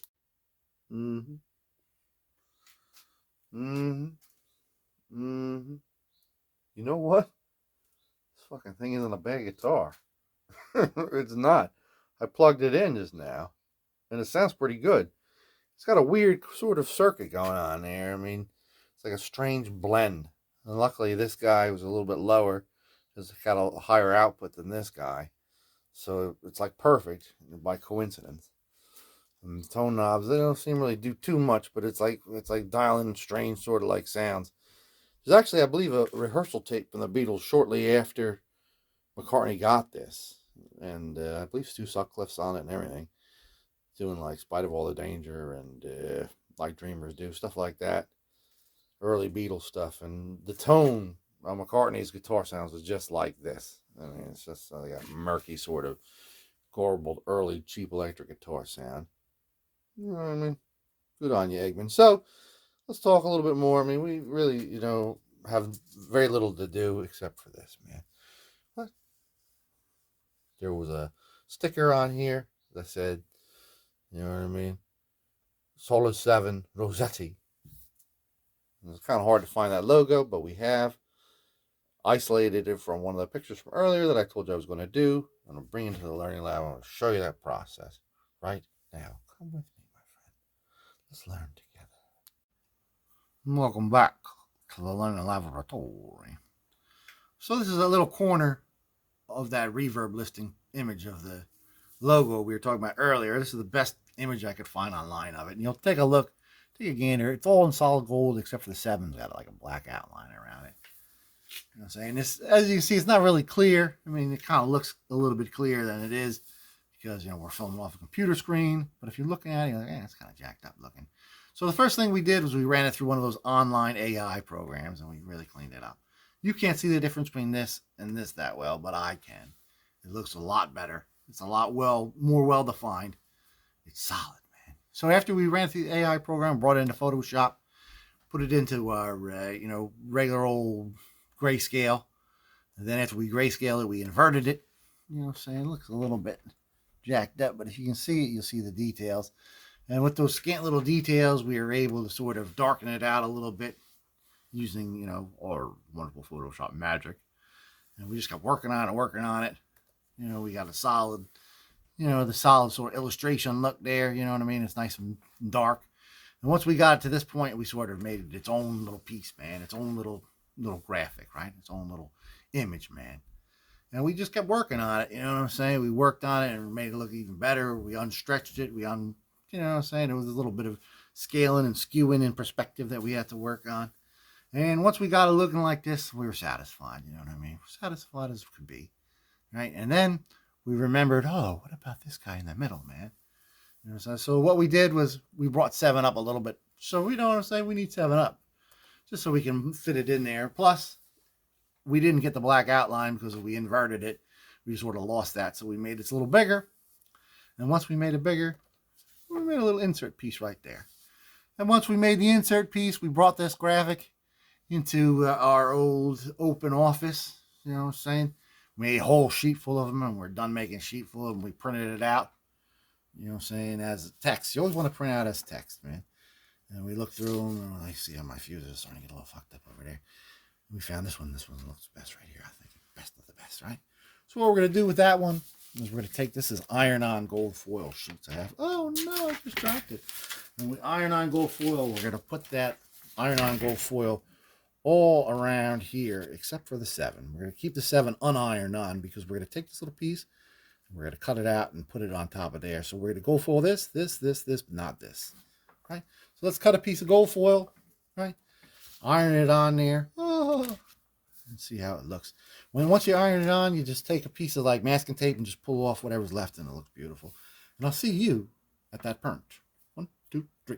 All right, so we got the iron out, ironed it on, peel it off, man. Looks good. Everything worked out good. We just stayed away from that 7 because if you touch that 7, you're going to get that onto the paper. But it looks like we got everything on gold. This guy came out good. So we're going to cut him out very, very carefully. Got a little bit of a glue stick here, a little paste stick. We're going to get it right in the middle there. And that's the next part where we'll meet and talk. Right? My lucky 7. You're my lucky star. Alright, so look at that. This is one of those things where it's like so much work, you don't want to fuck it up at any point. Alright, so we have some tape. This is the best one. I always use it. Of course, I got book tape too. I was thinking of using.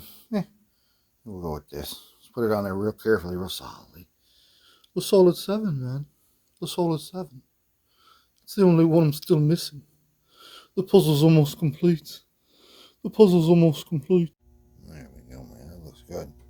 Looks solid, man. It's quite solid, I must say. It's nice and smooth. It's, looking good. Symmetrically cut. Like McCartney bass, man. 2 bowls of hot tap water. We're going to set it in this bowl first. About 10 minutes, man. It's going to curl up. And then we're going to take our fingernail and we're just going to scratch it all off as much as we can. And then we're going to dump it in this bowl and scratch more of it off. Oh, and I'll see you at that point. Because, you don't want to see me scratching. You don't want to see me scratching, love. You don't want to see something you don't want to see. Well, so you see it, right? I'll see you then. Alright, so we got good news and bad news. The good news is, everything pretty much went well. Bad news is the toner didn't take around a 7, so we're going to have to touch it up. Not a big deal. So we're going to take it out of here. Now that's pretty much clear of all the paper. Had a real clean piece of plexiglass. You can see it's got vapor on the other side because I cleaned it with just water. We don't want any solvents on it. We're going to put it right in the middle. And then we're going to take a hairdryer and blow it off. Right? So it's totally dry. And then we're going to take this black Sharpie and we're going to touch up that 7. And then we're going to let it set for a minute. Make sure that the Sharpie's dry. We're to apply some rubber cement to the guitar in the exact same place where McCartney's, decal is. And then we're just going to press it on there, man. And we're just going to rub it down, make sure it's real nice. So I'm going to see you when it's attached to the guitar, man, and when it looks nice for the people, right? Right? Can you hardly wait? I can't. See you then. There it is. Looks damn good, too. Damn good. Way where it should be. So, I'll see you in the glamour shots, right? This time, glamour with a U. Glamour. Because it's the Great Britain thing, Stiff upper lip and all that. And there it is, unhusked. Now, I very clearly stated in the beginning of this episode that there were two instruments on this planet that during McCartney's long storied career are no longer in his possession. The Rosetti, because it was destroyed, and the Hofner Cavern bass. And in this month and a half, or whatever it's been, since I started this, it has been recovered, people. There's the guy at Hofner examining, oh yes, this looks like the bass, yes. Right? It was recovered with the original case and everything. I guess somebody heard on social media about it, like, oh yeah, look at this, it's up in my attic. Posted a picture of it on Instagram. People started getting all excited. Posted it like a selfie of himself with it. Look at that, man. I got McCartney's bass. Oh, yeah, really cool, man. You know what I'm saying? Been returned already. Just a few short days, man. Isn't that crazy? So there's only one instrument from McCartney's long career that he still covets. And that's the Rosetti Solid 7. Unless the people picked it off the ground in pieces in Hamburg and, restore it and present it to him before he turns 1,000. This is going to go down in history as just something to weep over. What does a billionaire weep over? Paul McCartney, 97, still regrets the loss of his Rosetti Solid 7. Oh, I hate to say it, but my Rosetti Solid 7 was the greatest bass ever. Everybody thought that fucking Stu was playing, but it was me. I was playing the bass. And John still hung out with him. What the bloody hell? Okay, Paul. Relax. What were you talking about? All right, this is my old Pico amp. Let me show you. It's got gramophone in. Right? So let's hear it, man. Because I told you it sounded pretty good. And I told you the action's pretty nice, actually, on it. You can't even tell it's like tinfoil. Kind of looks like it's like legit, man. Even if you were accustomed to playing a Rosetti Solid 7 and you got this in your hands, you wouldn't really know. There's something a little odd about it. It's been Bobby G-defied. Let's hear it. And then we can say, look after yourself, Paul. Peace be with you, Paul. Hare Krishna, Paul. Hare Krishna. Oh. So if it was in black and white, it would look exactly like Paul's guitar. But now we live in color, man. Look what my daughter got me for Christmas, man. Isn't that awesome? A little set of Beatles picks, man. Check this out, man. I'm going to play this one today just for Beatle Paul, man. Can you see that? That's like a Meet the Beatles era Paul McCartney pick, man. Reproduction. Hey, man. Paul McCartney, I love you, man. Just keep thumping that Hofner violin cavern bass that you got back, bro. I got the one instrument that you cover right here, man. I'll tell you what, it's not that good, man.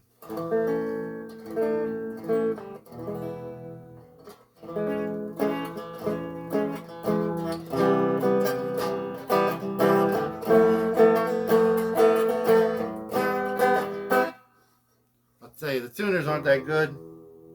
The guitar's not that good.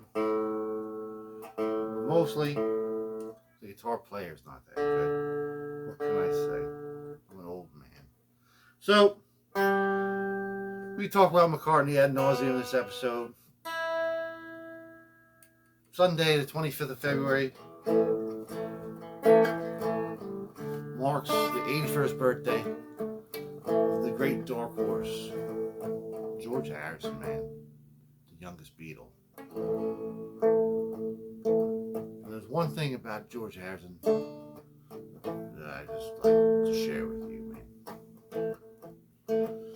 So we all know the story George Harrison ended up losing his wife to his best friend, Eric Clapton. Now, after years of being faithless to his beautiful model wife, Eric Clapton fell in love with her, right? And he told George Harrison, he's like, hey man, I'm in love with your wife, man. George Harrison's like, you can have her, but come over tonight. So George Harrison went to his little castle mansion there, right? And he set up the shittiest guitar he had and the shittiest amplifier that he had. And he got a whole pile of heroin and like cigarettes and scotch and booze and chocolates, all of Eric Clapton's big vices, man. He put them all out. You know what I'm saying? He sat in the corner, he had a beautiful, the nicest Les Paul in the world, and he had a beautiful, like, you know, reverb amp or whatever, gorgeous equipment, and he was drinking herbal tea and shit, and he was practicing all day long, you know, oh, my sweet Lord, you know, and he was fucking seriously.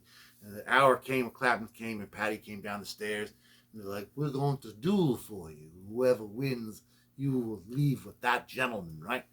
And they've played for like 15 hours straight. And one thing was clear, no matter how fucked up he got, how wasted he got, Eric Clapton stepped on the Beatle like a goddamn fucking carpet mat, man. All over his back, man. I'm a dark horse, living on a dark race course. He fucked him up, man. And in the morning, Eric Clapton's like, I believe I'll be taking this with me. And he walked out with the bitch, and that was it, man. So she got all the money from Harrison, she got all the money from Clapton. And it was a wonderful night for Patty Harrison, man. Patty Boyd Harrison Clapton. I'm sure she got married again. She might have dated Jeffrey Epstein. I don't know. I'm just kidding about that. That's like a very big accusation in these days, man. Chains, my baby's got me locked up in chains, and they ain't the kind that you can see. Oh, these chains of love got a hold on me, yeah.